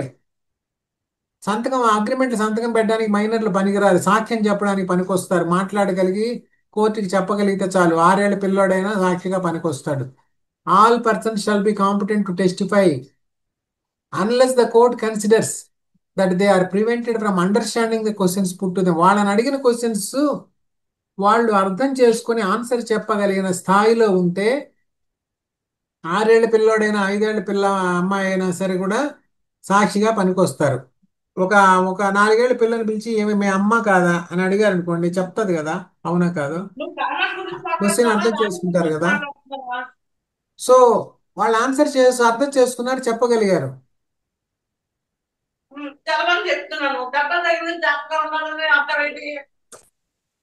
Okay. అందువల్ల వాళ్ళు కూడా పర్మిటెడ్ టు బి విట్నెసెస్ అనమాట. They can testify or from giving rational answers. వాళ్ళకి రేషనల్ ఒక రీజనబుల్ ఆన్సర్స్ ఇవ్వలేకపోతే కష్టం. కొంతవరకు ఆన్సర్స్ ఇవ్వగలరు ఎవరైనా, మరి డీప్ క్వశ్చన్స్ కొన్ని చెప్పలేకపోవచ్చు. వాళ్ళు చెప్పగలిగిన వరకు రేషనల్గా రీజనబుల్ ఆన్సర్స్ ఉంటే వాళ్ళని అంతవరకు అయినా వాళ్ళని పర్మిట్ చేయొచ్చు. ఇప్పుడు వాళ్ళు ఎక్కడికో వాడు పట్టుకెళ్ళాడు, పట్టుకెళ్ళిన వరకు ఎవరు పట్టుకెళ్లారో వాళ్ళు ఐడెంటిఫై చేస్తే చేయొచ్చు. ఎట్టు పట్టుకెళ్లారు, ట్రైన్లో తీసుకెళ్లారా, బస్సులో తీసుకెళ్లారా అంటే ఒకసారి వాడికి ట్రైన్ బస్సు అంటే తెలియనప్పుడు చెప్పలేడు. Okay. To those questions by tender years. Tender years అంటే ఎంగేజ్ అనమాట. ఇలాంటి ఎక్స్ట్రీమ్ ఓల్డేజ్, ఒక ఆయన 99 ఏళ్ళు, కళ్ళు కనపడవు, మాట వినపడదు, ఎక్స్ట్రీమ్ ఓల్డేజ్, ఇలాంటి డిసీజ్ ఉంది. డిసీజ్ అంటే ఒక వాళ్ళు సరిగా రెస్పాన్స్ చెప్పలేని డిసీజులు ఉన్నాయి కొన్ని. Whether of body or mind. Mind disease ఉండొచ్చు, బాడీ డిసీజ్ ఉండొచ్చు. Or any other cause of the same kind or similar కైండ్లో ఏదైనా అదర్ రీజన్ వల్ల ఉండొచ్చు. చెప్పలేనప్పుడు వాళ్ళు they cannot testify, others can testify. అది ఏజ్తో లిమిట్ ఏమీ లేదు. 100 సంవత్సరాలు అతనైనా చెప్పొచ్చు, ఒక 3-4 ఇయర్స్ చైల్డ్ అయినా చెప్పొచ్చు. ఎక్స్ప్లెనేషన్. ఇప్పుడు మోగవాళ్ళు చెవిటి వాళ్ళు చెప్పొచ్చా లేదా చూద్దాం. A lunatic is not incompetent to testify. Even పిచ్చివాడు కూడా ఒక్కోసారి ఆన్సర్ చెప్పొచ్చు. Unless is prevented by his lunacy from understanding the questions put to him and giving rational answers to them. మీరు కొంతమంది పిచ్చి వాళ్ళని చూసుంటారు. వాళ్ళు కొంతమంది మనుషుల్ని గుర్తుపడతారా, గుర్తుపడరా? కొంతమందినన్నా రెగ్యులర్ గా గుర్తుపడతారు కదా కొంతమంది. రెగ్యులర్ గా చూసిన గుర్తుపడతారు సార్. రెగ్యులర్ గా చూసిన గుర్తుపడతారు. గుర్తుపడతారు కదా. ఇప్పుడు వాళ్ళ ఇంట్లో వాళ్ళు, వాళ్ళ రిలేటివ్స్, ఫ్రెండ్స్ వాడితో ఎవరు మంచిగా ఉన్నారు, ఎవరు అన్నం పెడుతున్నారు, అవి తెలుసు కదా. ఎవరు మంచినీళ్ళు ఇస్తున్నారు, ఫుడ్ ఎవరు పెడుతున్నారని. అవి గుర్తుపడతారు సార్ వాళ్ళు. కొంతవరకు అతను మాట్లాడగలిగి ఉండొచ్చు, మాట్లాడలేకపోయి ఉండొచ్చు, లేకపోతే కొంత సైకిల్ చేయొచ్చు. కొన్నిటికి అర్థం చేసుకుంటారు, అండర్స్టాండ్. కొన్ని క్వశ్చన్స్ అర్థం చేసుకొని చెప్తారు కదా, చేసుకున్న వరకు they are permitted, they are giving rational answers. Trip 119. Witness unable to communicate verbally. మగవాళ్ళు ఉన్నారు, వెర్బల్ గా చెప్పలేరు, వాళ్ళు అలౌడా మరి? మగవాళ్ళు విట్నెస్ గా పనికొస్తారా? Yes sir, allowed sir. A witness మూగ who is వాళ్ళు చోటు unable to వాళ్ళు speak ఎల్లోడ్. may give his evidence any other manner. అతను రాసి చెప్పొచ్చు కదా రిటర్న్ గా. In which he can make it intelligible. రాసి చెప్పొచ్చు. ఇప్పుడు మగవాళ్ళు కూడా చేతులతో సైగలతో బ్రహ్మాండంగా కమ్యూనికేట్ చేస్తున్నారు. మూగవాళ్ళ వార్తలు కూడా డైలీ కొన్ని న్యూస్ ఛానల్స్లో వస్తూ ఉంటాయి కొంత ఫిక్స్డ్ టైంలో. As by writing or by signs, but such writing must be written, రాసి చెప్పాలి. And the signs made in open court, evidence so given shall be deemed to be oral evidence. వాళ్ళు కోర్టులో cycle చేసి అట్లా ఇట్లా అని చెప్పినా మామూలు వాళ్ళకి అర్థం కాకపోయినా ఆ ఆ జడ్జి గారికి లేదంటే దాని ఇంటర్ప్రెటర్స్ ఉంటారు, వాళ్ళు అవి నేర్చుకొని ఉంటే ఒకవేళ సైకిల్ భాషలు వాళ్ళు మళ్ళీ ఇంటర్ప్రెట్ చేసి జడ్జి గారికి చెప్తే అప్పుడు they that should be taken as a oral evidence. Oral ఎవిడెన్స్లో ఈ మగవాళ్ళు చెప్పే సైగలు కూడా వస్తాయన్నమాట, రిటర్న్గా రాసిచ్చింది కూడా వస్తుంది. Provided that if the witness is unable to communicate verbally, the court shall take the assistance of an interpreter. Interpreter అని చెప్పాను కదా, అరే స్పెషల్ ఎడ్యుకేటర్, వీళ్ళని స్పెషల్ ఎడ్యుకేటర్స్ అంటారు. వాళ్ళు ట్రైన్ కూడా చేస్తారు వీళ్ళని ముందు, తర్వాత కూడా చెప్పేయచ్చు. In recording the statement and such statement shall be videographed. ఇంకా వాళ్ళు చేసిన సైగలన్నీ అక్కడ ఇంటర్ప్రెటర్ ఏం చెప్తే అది కాదు, ఆయన వీడియోగ్రాఫ్ చేసి తర్వాత కావాలంటే క్రాస్ ఎగ్జామిన్ వేరే అప్పీల్కి వెళ్ళినప్పుడు వాటిని కాంట్రడిక్ట్ చేయొచ్చు. 120 parties to civil suit and their wives or husbands. Husband or wife of person unsound criminal trial. Husband or wife of person under criminal trial. In all civil proceedings, the parties to the suit and the husband or wife of any party to the suit shall be competent witness. ఆయన భార్య సాక్షిగా పనికిరాదండి అని చెప్పడానికి లేదు, వాళ్ళ అబ్బాయి పనికిరాడండి, వాళ్ళ నాయన పనికిరాడండి అని. In all civil proceedings the parties to suit and the husband or wife of any party to the suit shall be A competent witness. Okay, అంటే పార్టీస్ కూడా విట్నెస్లు అవుతారు. మనం చూసాం క్రిమినల్ దాంట్లో విక్టిమ్ కూడా విట్నెస్ అవుతాడు. Okay, in criminal proceedings against any person the husband or wife of such person respectively shall be A competent witness. అట్లనే accused యొక్క హస్బెండ్ వైఫ్ కూడా విట్నెస్ కింద అలౌడ్. ఆ హస్బెండ్ని విట్నెస్ని తీసుకోమండి మేము, మనం అడుగుతుంటాం కదా ఒకవేళ సాక్షి సంతకాలప్పుడు హస్బెండ్ పెట్టొచ్చా వైఫ్ పెట్టొచ్చా అని. అట్లా కొంత డౌట్ ఉంటుంది సొసైటీలో, మరి హస్బెండ్ వైఫ్ ఉన్నప్పుడు వాళ్ళు పనికి వస్తారా సాక్షులు కానీ. They can be taken as witnesses. 121 judges and magistrates. No judge or magistrate shall except upon the special order of some court to which he is subordinate be compelled to answer any question as to his own conduct in court as a judge or magistrate or as to anything which came to his knowledge in court as a judge or magistrate, but he may be examined as to other matters which occurred in his presence whilst he was so acting. ఒక judge magistrate ఉన్నారు ఆయన, అప్పుడు no judge except upon special order of some court, వాళ్ళ అంటే superior court order ఇస్తే తప్పితే they cannot be compelled to answer any questions as to his own conduct in court as a judge. ఆయన జడ్జిగా ఉన్నప్పుడు ఆయన వాళ్ళని ఇలా అన్నాడా అలా అన్నాడా, అది ఆ క్వశ్చన్ వేసాడా ఈ క్వశ్చన్ వేసాడా, అది ఇమ్మన్నాడు ఇది ఇమ్మన్నాడా, అవన్నీ ఆయన కాండక్ట్ గురించి ఎవరు ప్రశ్నించడానికి లేదు ఎక్సెప్ట్ సుపీరియర్ కోర్ట్. సుపీరియర్ కోర్టుకి అథారిటీ ఇచ్చారు. Or as to anything which came to his knowledge in court as such judge or magistrate. అట్లా ఇలాంటి జడ్జి ఎన్నో అబ్జర్వ్ చేసి రాసుకో ఉంటారు, అవన్నీ గురించి కూడా అడగడానికి లేదు ఎవరు. కానీ but he may be examined as to other matters which occurred in his presence whilst he was so acting. ఇంకేదైనా అదర్ మ్యాటర్స్ ఉంటే ఆయన జడ్జిగా కూర్చున్నప్పుడు దాని గురించి ఆయన్ని ఎగ్జామిన్ చేయొచ్చు. అప్పుడు ఆ కేసు నడుస్తుంది, వెనకాల ఒకడు వచ్చి ఒకటి కొట్టాడు, ఎవడో ఒకడు కాలు తొక్కాడని, అప్పుడు జడ్జి గారు చూసారు ఆయన కూడా విట్నెసే కదా, అప్పుడు ఈ may be examined as to other matters which occurred in his presence whilst he was so acting. Sir judge కి సమన్స్ అప్లై చేయొచ్చా విట్నెస్ గా రావడానికి? అంటే వాళ్ళకి అలా సమన్స్ లాగా ఉండదు, వాళ్ళకి స్పెషల్ థింగ్స్ ఉన్నాయి కదా. వాళ్ళకి ఒకసారి సుపీరియర్ జడ్జి అయితే కమిషన్స్ పంపిస్తారు జడ్జి దగ్గరికి, అక్కడికి వెళ్ళి నోట్ చేసుకొస్తారు. ప్లస్ ఆయన కేసులో ఆయనే విట్నెస్ కానీ కంప్లైనెంట్ కానీ అయినప్పుడు ఈ కెనాట్ బి ఏ జడ్జి. ఇప్పుడు ఆయనే ఒక్కోసారి వాడు ఆ జడ్జి మీదే ఒక్కోసారి వాళ్ళు ఏదో ఒక టవలో ఏదో ఒక చేతిలో ఉన్న బుక్ ఇంకేదో విసిరేస్తూ ఉంటారు. వాళ్ళ కోపం వచ్చే అక్యూజ్డ్ వాడికి ఒక్కోసారి ఉరిశిక్ష విధిస్తారు జడ్జి. వాడు ఇంకా ఏం చేయాలో తోచక జడ్జి మీదకి ఏదో ఒకటి విసిరేస్తుంటాడు. No one can be judge in his own place. Magazine ఉంది కదా. మ్యూట్ చేసుకోండి మీరు. అప్పుడు జడ్జి విట్నెస్ అవుతాడు, ఒక్కోసారి విక్టిమ్ అవుతాడు. అప్పుడు ఆయన వేరే కోర్టులో విచారించినప్పుడు ఆ కోర్టు పరిధిలో వెళ్ళి ఒక ఆర్డినరీ మ్యాన్గా కానీ ఇలాంటి కమిషన్ పంపించవచ్చు. వాళ్ళ ప్రొసీడింగ్స్ ఏమున్నాయో చూడాలి మనం. జనరల్గా ఒక కమిషన్ పంపించైనా విచారించవచ్చు జడ్జి దగ్గర, ఆయన్ని కోర్టుకు పిలవకుండా కూడా. That is also a possibility. కానీ ఒక్కోసారి ఆయన క్రాస్ ఎగ్జామిన్ చేయాల్సి వస్తుంది కాబట్టి అప్పుడు ఆ, విడిగా కూడా చేయొచ్చు, ఒక యాజ్ ఎ కమిషన్గా కూడా. అండ్ కమిషన్స్ అని ఉన్నది కదా, అది చూడాలి మనం. A on his trial before, దానికి రూల్స్ చూడాలి మనం. క్రిమినల్ రూల్స్ ఆఫ్ ప్రాక్టీస్లో ఏమన్నా ఉండాలని చూడాలి. A on his trial before the court of session says that a deposition was improperly taken by B the magistrate deposition సరిగా తీసుకోలేదన్నారు.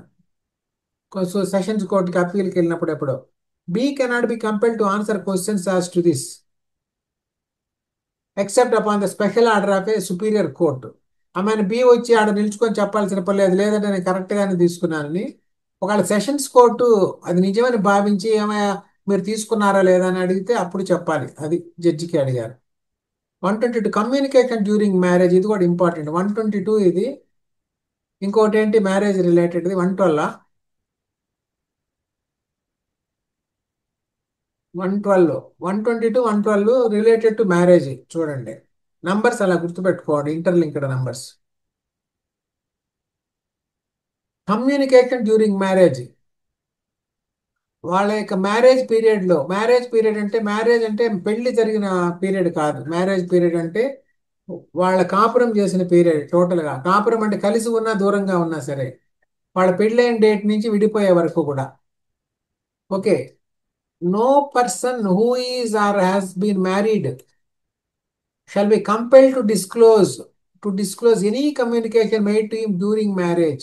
డ్యూరింగ్ మ్యారేజ్ అంటే వాళ్ళ వైవాహిక జీవితం పీరియడ్ పూర్తిగా. వైవాహిక జీవితం అంటే ఇందా చెప్పినట్టు వాళ్ళు విడిగా ఇంకొక దూరంగా వాళ్ళు గొడవలు పడి విడిగా పోయినా కానీ వాళ్ళకి కొన్ని విషయాలు తెలుసుంటాయి, సీక్రెట్స్ అదర్ పార్ట్నర్ గురించి, అవన్నీ చెప్పడానికి లేదు కోర్టుల్లో. By any person to whom he is or has been married nor he shall be permitted to disclose any such communication unless the person who made it or his representative in interest consents. అతను ఒప్పుకుంటే తప్పితే. జనరల్గా వాళ్ళు ఎందుకు ఒప్పుకుంటారు? ఒప్పుకోరు. వాళ్ళ representative కానీ వాళ్ళు కానీ ఒప్పుకోవాలి. Except in suits between married persons, వాళ్ళిద్దరి మధ్యలో ఏదైనా గొడవ అయితే తప్పితే మామూలుగా వాళ్ళిద్దరి మధ్యలో ఉన్న ఆ యొక్క సీక్రెట్ కమ్యూనికేషన్ బయట పెట్టడానికి లేదు. Or proceedings in which one married person is prosecuted for any crime committed against the other. ఇప్పుడు వైఫే క్రూయల్టీ కేసు పెట్టింది నన్ను కొట్టాడని, అప్పుడు వాళ్ళ మధ్యలో ఉన్న సీక్రెట్స్ ఏదైనా ఉంటే ఒకరి నుంచి ఒకరు చెప్పుకోవచ్చు. లేదా నాకే క్రూయల్ ఇంటెన్షన్ ఉంది, చిన్నప్పుడు కాలేజీలో చాలా మందిని కొట్టేదంట, రికార్డు కూడా ఉంది కాలేజీలో, నామే చెప్పింది అని నేను చెప్పొచ్చు. అట్లాగా వాళ్ళిద్దరి మధ్యలో డిస్ప్యూట్ ఉండి సివిల్ ఆర్ క్రిమినల్లో వెళ్తే తప్పితే వేరే అదర్ పర్సన్ మీద ఏదైనా సివిల్ ఆర్ క్రిమినల్లో ఆ వ్యతిరేక సాక్ష్యం చెప్పడానికి లేదు. వాళ్ళ గురించిన ఏవి సీక్రెట్స్ కూడా రిలీజ్ చేయడానికి లేదు. ఒకవేళ చెప్పింది అనుకోండి, అవి ఏం చేయాలి జడ్జి గారు? జడ్జి ముందు ఆమె సాక్షిగా వచ్చింది, ఆ హస్బెండ్కి ఫేవర్గా చెప్తానని చెప్పి నెగిటివ్గా చెప్పేసింది, అన్ని సీక్రెట్లన్నీ రివీల్ చేసేసింది. అప్పుడు జడ్జి గారు ఏం చేయాలి? అవన్నీ ఆమె చెప్పిన సాక్ష్యాలన్నీ అవి ఎట్లా అయితే స్పీకరు నేను వీటిని రికార్డుల నుంచి తొలగిస్తానని చెప్తారు కదా, అట్లా జడ్జి గారు కూడా అవన్నీ ఆ రికార్డుల నుంచి తొలగించాలి. అవన్నీ రికార్డులో పెట్టడానికి లేదు. షీ షుడ్ అవి ఎంటర్ చేయడానికి లేదు సాక్షి స్టేట్మెంట్స్గా. No one shall be permitted to give any evidence derived from unpublished official records relating to any affairs of the state.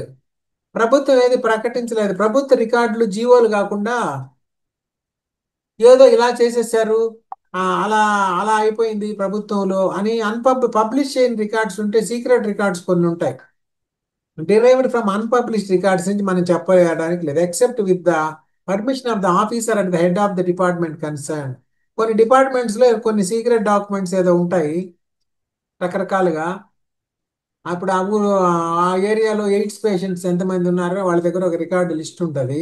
అది అన్పబ్లిష్డ్, ఎవరికి రివీల్ చేయాలి. వాళ్ళు రికార్డ్ పర్పస్కి వాళ్ళని ట్రీట్ చేయడానికి పెట్టుకో ఉన్నారు, వాళ్ళని ఇన్స్పెక్ట్ చేయడానికి.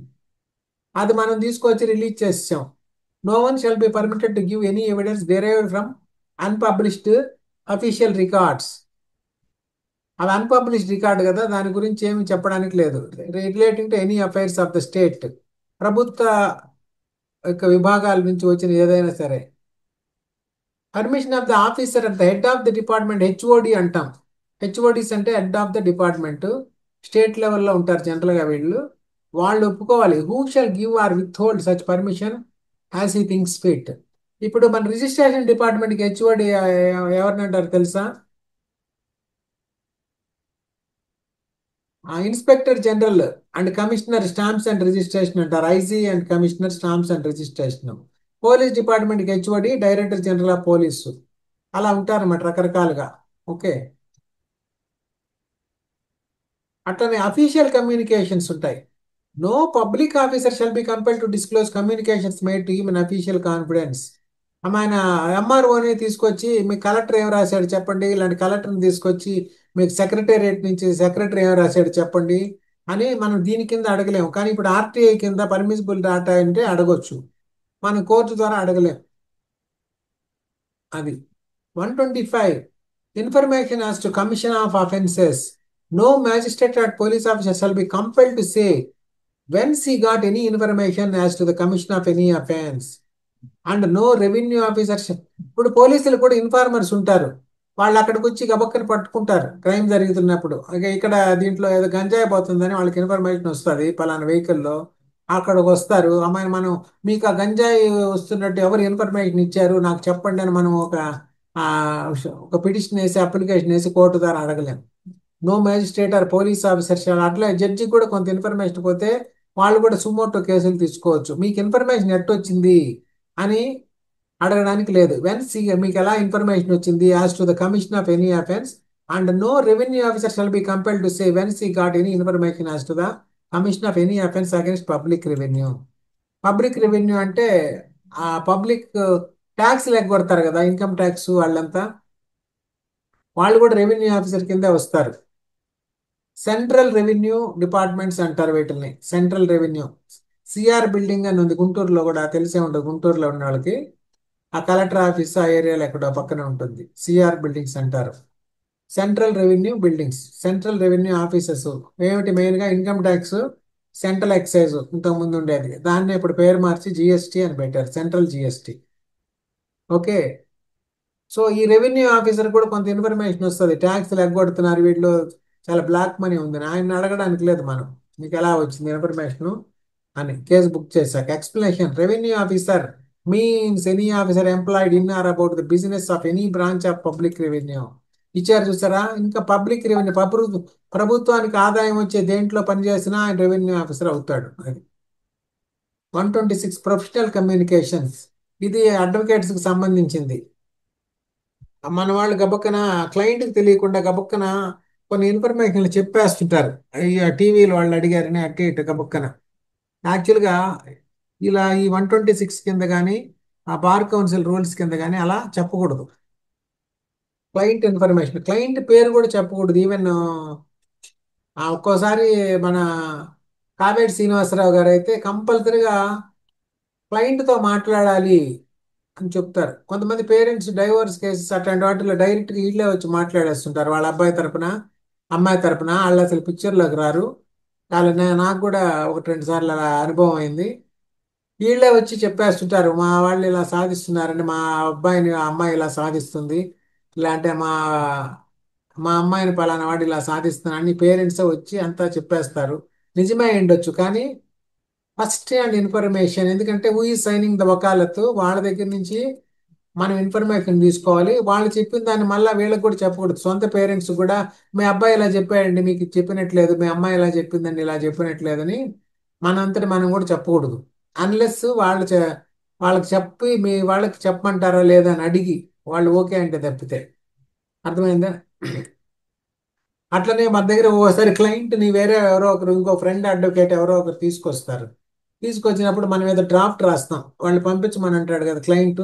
మనం క్లయింట్కి పంపించకుండా ఒక్కోసారి వీళ్ళకి పంపిస్తుంటాం, వాళ్ళు తీసుకొచ్చిన వాళ్ళకి. ఎందుకంటే వాళ్ళ క్లయింట్కి ఆయన తెలియదు, వీళ్ళు బాగా చూస్తారు, ఈయన అడ్వకేట్గా తీసుకొచ్చిన ఆయనని. వాళ్ళు ఈయన అడ్వకేట్ ఈయన కూడా ఆయన తీసుకొచ్చి అంటే కొంతవరకు ప్రొఫెషనల్ కమ్యూనికేషన్లో వస్తుంది ఇద్దరికి. కానీ బెస్ట్ ఏంటంటే క్లయింట్కి ఇచ్చేయడం బెటర్. తర్వాత క్లయింట్ ఆయన పంపుకుంటాడు ఆయన తెచ్చుకున్న అడ్వకేట్కి. That is better way of communicating. Okay, no barrister, attorney, pleader or vakil. చూసారా ఎంతమంది ఇచ్చారు? బ్యారిస్టర్, అటార్నీ, ప్లీడర్, వకీల్, ఇంతమంది ఉన్నారు అసలు ఇప్పుడు. ఈ బ్యారిస్టర్ అనేది యాక్చువల్గా యూకేలో ఉంది. ఓకే, అటార్నీ అనేది, ప్లీడర్ అనేది, వకీల్ అనేది ఇవన్నీ పోయి ఇప్పుడు ఏమొచ్చింది? అడ్వకేట్ అని వచ్చింది. ఓకే, సో నో అడ్వకేట్ అని అనుకోవాలి మనం. No advocate shall at any time be permitted. అందువల్ల అట్లాగే మనం చేసే చిన్న చిన్న మిస్టేక్స్ ఏంటంటే కౌన్సిల్ అని, ప్లీడర్ అని అలా ఉంటాయి మన ప్లీడింగ్స్లో. యాక్చువల్గా అవి కూడా మనం కరెక్ట్ చేసుకోవాలి. కాకపోతే పాత పద్ధతి అలా కంటిన్యూ అయిపోతుంది. కౌన్సిల్ అని అలా రాస్తుంటాం, నేను రాసిన దాంట్లో కూడా ఉంటుంది. అవి మనం యాక్చువల్గా మార్చుకొని అన్ని అడ్వకేట్ అనే పెట్టుకోవాలి. Advocate for petitioner, advocate for respondent అట్లా రాసుకోవాలి. ఇలాంటి council for petitioner, council for respondent అని ఉంటుంది హైకోర్టులో వేసేది కూడా. సో మనం లీగల్గా అడ్వకేట్ అనే పదం అడ్వకేట్ యాక్ట్లో వచ్చేసింది కాబట్టి ఇంకా అదే కాబట్టి అన్నిటికీ. ఆ యాక్ట్ వచ్చి కూడా 50 ఏళ్ళు 60 ఏళ్ళు అయిపోయింది. అందువల్ల ఇప్పటికైనా మనం అడ్వకేట్ అనే పదం వాడుకోవడం better. Shall at any time be permitted unless with his client's express consent. ఆ క్లయింట్ ఒప్పుకోవాలి, ఎక్స్ప్రెస్ కన్సెంట్. ఏదో యథాలాపంగా మొహమాటానికి ఆము అంటే కాదు. To disclose any communication made to him in the course and for the purpose of his employment as such barrister, pleader, attorney or వకీల్. ఒక్కోసారి కొంత ఇన్ఫర్మేషన్ చెప్పి వేరే వాళ్ళ దగ్గర మనం కొంచెం అడిషనల్ ఇన్ఫర్మేషన్ అడగాల్సి వస్తుంది. కొంత పోలీసులకి చెప్పి వీళ్ళకి ఇలా అయిందండి, ఇది ఏమన్నా చేయండి అని వాళ్ళకి చెప్పాల్సి వస్తుంది. అయినా అప్పుడు మనం చెప్పేటప్పుడు కొంత క్లయింట్ నాలెడ్జ్తో కూడా చేయాలి, థర్డ్ పర్సన్కి కమ్యూనికేట్ చేసినప్పుడు. Okay, by or on behalf of his client or to state the contents or condition of any document. అతను ఇచ్చిన డాక్యుమెంట్స్లో కంటెంట్స్ కూడా చెప్పకూడదు, ఆ కండిషన్ ఆఫ్ ద డాక్యుమెంట్ కూడా చెప్పకూడదు. ఆయన ఇచ్చిన ప్రామిసరీ నోట్ అంతా చినిగిపోయిందండి, అది ఎందుకు పనికిరాదు అట్లా అనకూడదు. కండిషన్ అవన్నీ చెప్పకూడదు మనం. With which he has become acquainted in the course and for the purpose of his professional employment. ఆయన మనకి అడ్వకేట్గా పెట్టుకొని మనకి ఒక ఎంప్లాయ్మెంట్ ఇచ్చాడు, he has provided us food. So అతను మనల్ని నమ్మి కొన్ని డాక్యుమెంట్స్ ఇచ్చాడు, కొంత విషయం చెప్పాడు. సో అతనికి తెలియకుండా అదేమి మనం రివీల్ చేయకూడదు. అతనికి అడ్వర్స్గా ఉన్నవి కూడా ఎవరికి రివీల్ చేయకూడదు, ఈవెన్ అతని పేరెంట్స్ కూడా చెప్పకూడదు, అతను చెప్పమంటే తప్పితే. Or to disclose any advice given by him. ఇలాంటి అతనికి మనం ఏం అడ్వైస్ ఇచ్చామో కూడా గొప్పగా చెప్పేస్తుంటాము, చెప్పొచ్చు కానీ అతని పేరు చెప్పకూడదు. మనం ఎంతో మందికి సిమిలర్ అడ్వైజులు ఇస్తుంటాం కాబట్టి ఓకే, కానీ అతనికి ఆపాదించకూడదు. అది అతనికి నేను ఇలా అడ్వైజ్ ఇచ్చానండి అందుకే పలానా కేసులోంచి బయటపడిపోయాడు, మర్డర్ కేసులోంచి అని అట్లా అతని గురించి చెప్పకూడదు మనం. Okay, provided that nothing in this section shall protect from disclosure any such communication made in furtherance of any illegal purpose. Furtherance any such communication made in furtherance of any illegal purpose. దానికి ఇచ్చే 2లో మార్చారు, 1872లో మార్చారు, అప్పుడే మార్చేశారు. Criminal తీసి illegal అన్నారు. క్రిమినల్కి ఇల్లీగల్కి తేడా ఏంటి? రెండు ఒకటే కదా ఆల్మోస్ట్. కొన్ని దగ్గరలో క్రిమినల్ పర్పస్ అంటారు, కొన్ని దగ్గరలో ఇల్లీగల్ పర్పస్ అంటారు. What is difference?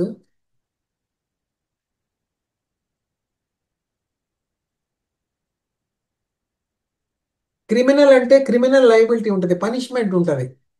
ఇల్లీగల్ అంటే ఓన్లీ సివిల్ లయబిలిటీ ఉంటుంది, ఇట్ ఈజ్ నాట్ క్రిమినల్. ఇల్లీగల్లో రెండూ వస్తాయి, సివిల్ అండ్ క్రిమినల్ రెండూ వస్తాయి. క్రిమినల్లో ఓన్లీ క్రిమినలే వస్తుంది. ఇప్పుడు ఎగ్జాంపుల్ ఇల్లీగల్ అంటే కొన్ని ఓన్లీ సివిల్ లైబిలిటీలు ఉంటాయి. కాంట్రాక్ట్ ఉంది. మనం అన్డ్యూ ఇన్ఫ్లుయెన్స్ చేసి ఆ, మన కింద పనిచేసే వాడి దగ్గర ఆ, మన మనమే అడ్వకేటు, మన క్లయింట్ దగ్గర వాడి ప్రాపర్టీ ఉంది డిస్ప్యూట్లో, ఇంక దీనికి ఏం ఫైట్ చేస్తావా, సగం రేటుకి నాకు అమ్మే నేను చూసుకుంటానంటాం అనుకోండి, అది illegal. That is not criminal. సరే వాడు కూడా ఒప్పుకున్నాడు, ఒప్పుకొని మనం కన్విన్స్ చేశాంగా, నువ్వేం ఫైట్ చేస్తావు, అవి 10 ఏళ్ళు 20 ఏళ్ళు పడుతుంది, ఆ, మీ పిల్లకాయలు కూడా పెద్దోళ్ళు అయిపోతారు, సో నాకు అమ్మేసి సగానికి నేను ఎక్కడ తంటాలు పడి నేను ఏడే ఉంటా కదా, చూసుకుంటా అంటే వాడు సగం రేటుకి అమ్ముకొని వెళ్తాడు, మనం 2 ఏళ్లలో క్లియర్ చేసుకుంటాం.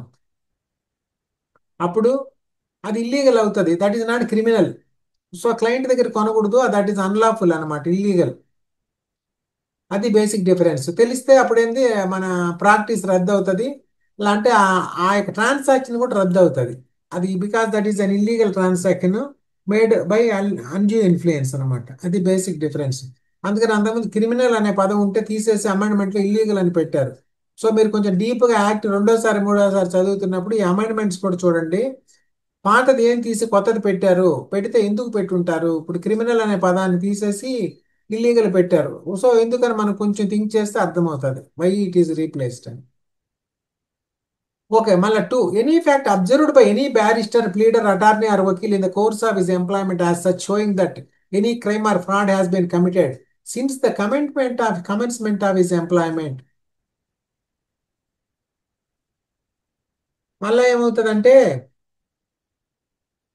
వాడు వచ్చి మనల్ని లాయర్గా పెట్టుకున్నాడు, అప్పుడు పోలీసులు వీళ్ళంతా సాక్షులండి అని 10 మంది లిస్ట్ ఇచ్చారు, కోర్టుకి సబ్మిట్ చేశారు, మనం కూడా చూపించాం, బాబు వీళ్ళంతా సాక్షులు నీకు అగెనిస్ట్గా ఇస్తున్నారు, ఇది చెప్పారు, ఇదే వాళ్ళు ఇచ్చిన 161 స్టేట్మెంట్స్, మరి నువ్వేమంటావంటే, సరే సార్ నేను ఒక వారం తర్వాత చెప్తాను పోయి వాళ్ళలో ఒక ఇద్దరు నేసేసి వచ్చేసాడు.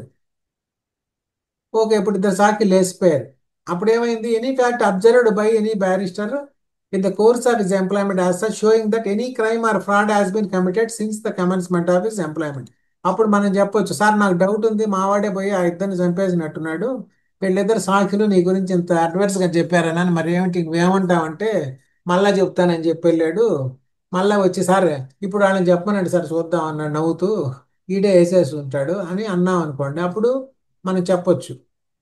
మన దగ్గరికి వచ్చే వరకు వాడు నేరం చేస్తుంటే దట్ ఈస్ ప్రొటెక్టెడ్. మన దగ్గరికి వచ్చినాక అన్న వాడు పరిశుద్ధుడిగా ఉండాలి, లేకుంటే అప్పుడు రివీల్ చేయొచ్చు. Any such communication made in furtherance of any illegal purpose. అదే తర్వాత వచ్చినాక సరే సార్ ఏముంది, ఒక ఫోర్జరీ వీళ్ళు తయారు చేసి వేసేస్తాను, నేను తీసుకొస్తాను ఉండండి, మా ఊరు దగ్గరికి పోయి రాసేవాళ్ళు బాగా చాలా మంది ఉన్నారు మా ఊళ్ళో, మా ఊర్లో చాలా మంది దాని ఫేమస్, ఫోర్జరీలో బిల్లులు తయారు చేసి ఇస్తాడు మా తాత ఇచ్చినట్టు, అది వేసేస్తాను నాకు వాటా వస్తుందని వీడు వెళ్తాడు. అప్పుడు కూడా మనం చెప్పొచ్చు దట్ ఈస్ ఫోర్జరీ విల్ అని, ఎందుకంటే వాడు అప్పటికి విల్లు తేలా, తర్వాత క్రియేట్ చేసి తెచ్చాడు అలాగా. It is immaterial whether the attention of such barrister or వకీల్ was or was not directed to such fact. అది వాడు మనకి చెప్పు ఉండొచ్చు, చెప్పకపోయి ఉండొచ్చు. నేను చంపేసి వస్తానండి అని చెప్పలేదండి, నేను ఆయనకి ఏం చెప్పలేదండి అనుకుంటే మనం గెస్ట్ చేసాం వాడు చేసుంటాడని, అది చాలు, మనం సస్పెక్ట్ చేసినా కానీ చాలు. It is immaterial whether has brought to our attention or not. Explanation, the application stated in this section continues after the employment has ceased. ఆ కేసు అయిందంటే వాడు గెలిచాడు, గెలిపించేసాను, ఇప్పుడు మనం పోయి బయటికి చెప్పేయచ్చా టీవీలో వాడి పేరు అంతా అంటే, తర్వాత కూడా ఉంటుంది, ఎప్పుడు వాళ్ళ పేరు చెప్పడానికి లేదు, అతని పర్మిషన్ లేకుండా అతని కంటెంట్స్ రివీల్ చేయడానికి లేదు. ఒకవేళ చెప్పాల్సి వస్తే అతని పేరు లేకుండా ఒక క్లయింట్ ఇలా అంటే మనం చెప్పిన పర్టికులర్స్ని బట్టి మళ్ళీ అతనే అయి ఉంటాడని సమాజానికి తెలిసేటట్టు ఉండకూడదు. కొన్ని ఒక రెప్యుటేషన్, ఒక పాపులర్ ఫిగర్స్ ఉంటారు కదా, వాళ్ళ కేసులు అందరికీ తెలిసే ఉంటాయి. మనం చెప్పిన కేసుని బట్టి అర్థమైపోద్ది, ఇది పలానా ఆయన కేసు కదా, పలానా కమల్ హాసన్ కేసు కదా, పలానా వాళ్ళ కేసు కదా అని గెస్ట్ చేసేటట్టు ఉండకూడదు, వాళ్ళ పేరు రాకూడదు ఎక్కడ. ఓకే, అట్లా చెప్తే చెప్పుకోవచ్చు మనం, వాళ్ళ పేరుని వాళ్ళ పర్సనల్ డీటెయిల్స్ ఇచ్చినట్టు ఉంటుంది. A client says to be an attorney, I have committed forgery and I wish you to defend me, నేను ఫోర్జరీ చేశాను, I wish you defend me, నన్ను రక్షించండి అన్నాడు. As the defense of a man known to be guilty is not a criminal purpose, this communication is protected from. అవి disclosure చేయొచ్చు. మన దగ్గరికి వచ్చేటప్పటికి వాడు నేరం చేశాడు, నేను ఇలా తప్పు చేశాను రక్షించండి అంటూ వచ్చాడు. అప్పుడు వాడికి ఏదన్నా క్షమాభిక్ష పెట్టి తక్కువ శిక్ష పడేటట్టు చేయొచ్చు. B, as a client B says to an attorney, I wish to obtain possession of property by use of a forged cheque. నేను ఇలా వచ్చానండి, పక్కన మా బ్రదర్కి వెళ్ళిపోయింది ఆస్తి అంతా, విల్లు మా తాత వాడికే రాశాడు, నాకు రాయలేదు. ఇప్పుడు నేను ఒక ఫోర్జ్డ్ విల్ డీడ్ ఇంకోటి రాసుకొస్తాను తర్వాత డేట్లో, అప్పుడు ఇదే ఒరిజినల్, అది చెల్లదని చెప్పి రాసేద్దాం అంటాడు. అది మనం రివీల్ చేయొచ్చు. This communication is not privileged. Being made in furtherance of criminal purpose is not protected from disclosure. అట్లా అట్లా ఇంకా ఫర్దర్ ఎగ్జాంపుల్స్ ఉన్నాయి చూడండి. Okay, 127, 126 apply to interpreters etcetera. 126 ఏముంది, లాయర్స్కి ఉంది కదా, లాయర్స్కే కాదు ఇంటర్ప్రిటర్స్ కూడా ఉంది. ట్రాన్స్లేషన్ చేసే వాళ్ళు ఉంటారు, ఆ మూగ భాషలు సైగల భాషలు చెప్పే వాళ్ళు ఉంటారు. మనకి అతను చెప్పేది అర్థం కాలేదు, వేరే భాషలో వచ్చి చెప్పాడు, ఎక్కడ ఆఫ్ఘనిస్తాన్ నుంచి వచ్చాడు ఇక్కడ చెప్తున్నాడు, మనకి భాష అర్థం కాలేదు. అప్పుడు పక్కన ఇంటర్ప్రిటర్స్ ఎవరిని ఉంటారు, వాళ్ళు చెప్తుంటారు. అప్పుడు వాడు కూడా రివీల్ చేయడానికి లేదా, పలానా లాయర్కి నేనే కపిల్ సిబాల్కి పనిచేశాను ఇంటర్ప్రిటర్గా, ఇప్పుడు ఎన్ని చెప్పేస్తాను, వేరే ఆయనకి చెప్పి నేను కుదరడానికి లేదు. ఈ both are restricted from revealing. The provision of 126 shall apply to interpreters and the clerks, servants of barristers, pleaders and attorneys and wakils. ఎవరెవరికి వర్తిస్తుంది? ఇంటర్ప్రిటర్స్కి వర్తిస్తుంది. వాళ్ళు ఆయన దగ్గర ఉద్యోగంలో చేసే వాళ్ళైనా, తాత్కాలికంగా టెంపరీగా తీసుకొచ్చిన వాళ్ళైనా. ఆ లాయర్ దగ్గర క్లర్క్లకి వర్తిస్తుంది, వాళ్ళు పర్మనెంట్ క్లర్క్లైనా, ఆ రోజు ఆయనకి క్యాజువల్గా జాబ్ బేస్తో చేసేవాళ్ళైనా. సర్వెంట్స్, వాళ్ళ ఇంట్లో పనిచేసే పని వాళ్ళకి వర్తిస్తుంది, ఫుల్ టైం వర్కర్స్ అయినా పార్ట్ టైం అయినా. మళ్ళీ ప్లీడర్స్, అటార్నీస్ అండ్ వకీల్స్ వీళ్ళందరూ ఒకటే, ఆల్ అడ్వకేట్స్కి వర్తిస్తుంది. ఇంకా కాకుండా జూనియర్లకు కూడా వర్తిస్తుంది. ఒక సీనియర్ దగ్గర ఒక పాపులర్ క్లయింట్స్ వస్తూ ఉంటారు, పెద్ద పెద్ద క్లయింట్స్ వస్తారు, ఎన్నో చెప్తారు, వీళ్ళకన్నీ తెలుసు, తెలిసినంత మాత్రాన దే కెనాట్ రివీల్. రేపు ఆ సీనియర్కి జూనియర్ గొడవ అయితే బయటకు వచ్చి మా సీనియర్ అటు చేసేయండి పలానా క్లయింట్కి అని రివీల్ చేయడానికి లేదు. 28, privilege not waived by volunteering evidence. If any party to a suit gives evidence therein at his own instance or otherwise, వాళ్ళల్లో ఆ పార్టీ తనంతట తాను పోయి చెప్తే okay. He shall not be deemed to have consented thereby to such disclosure as is mentioned in 126. And if any party to a suit or proceeding calls any such barrister, attorney or wakil as a witness, he shall be deemed to have consented to such a disclosure only if he questions such barrister, attorney or wakil on matters which, but for such question, he would not be at liberty to disclose.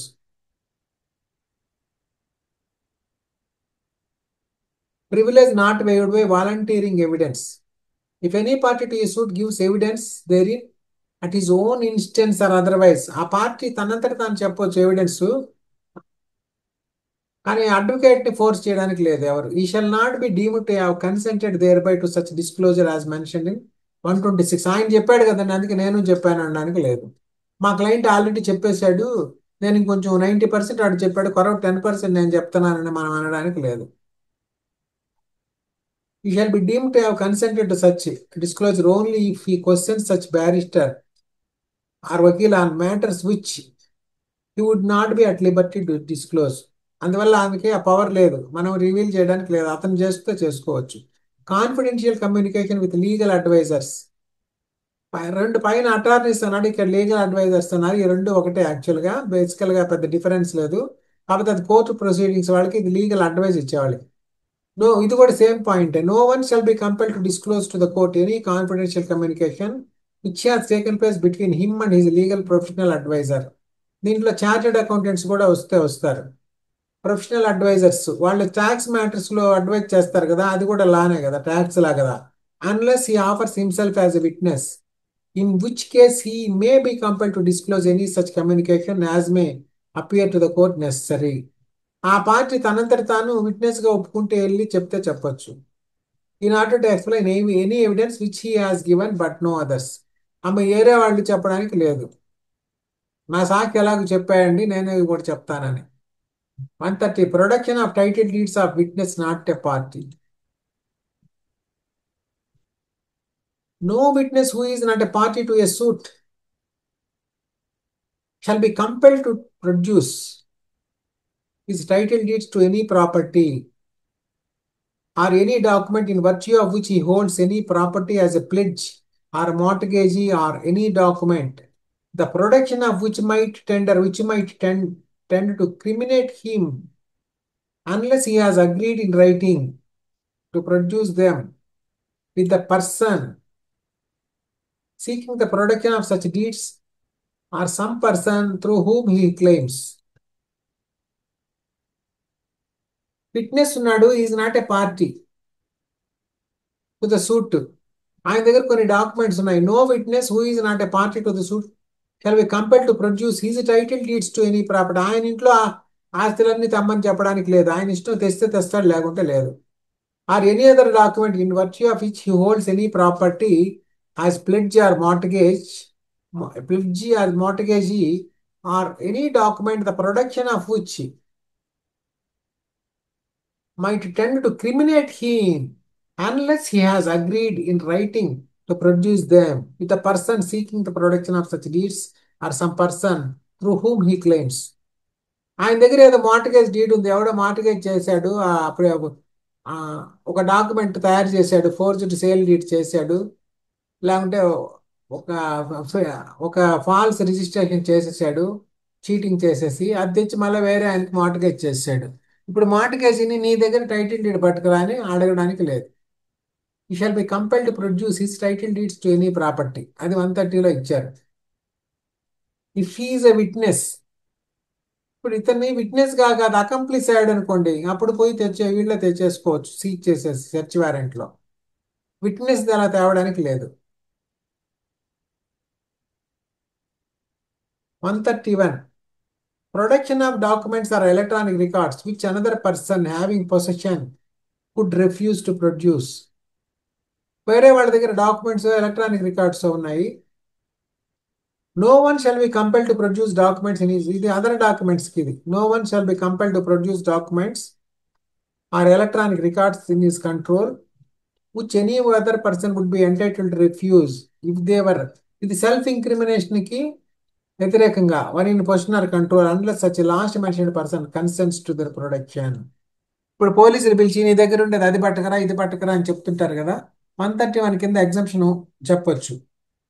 మీ దగ్గర ఉన్న పలానా documents తెమ్మన్నప్పుడు no one shall be compelled to produce documents in his possession or electronic records under his control which any other person would be entitled to refuse to produce if they were in his possession or control unless such a last mentioned person consents to their production. మనంతటి మనం ఇష్టం వేయాలి. మనం accused అయితే ఇంక వాళ్ళు ఎలాగో seize చేస్తారు.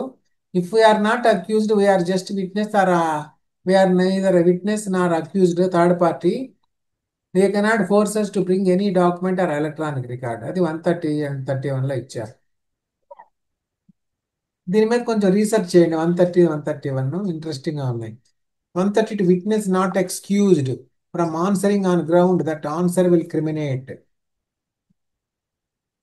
నేను కొంచెం వేరే కలర్లో మారుద్దాం.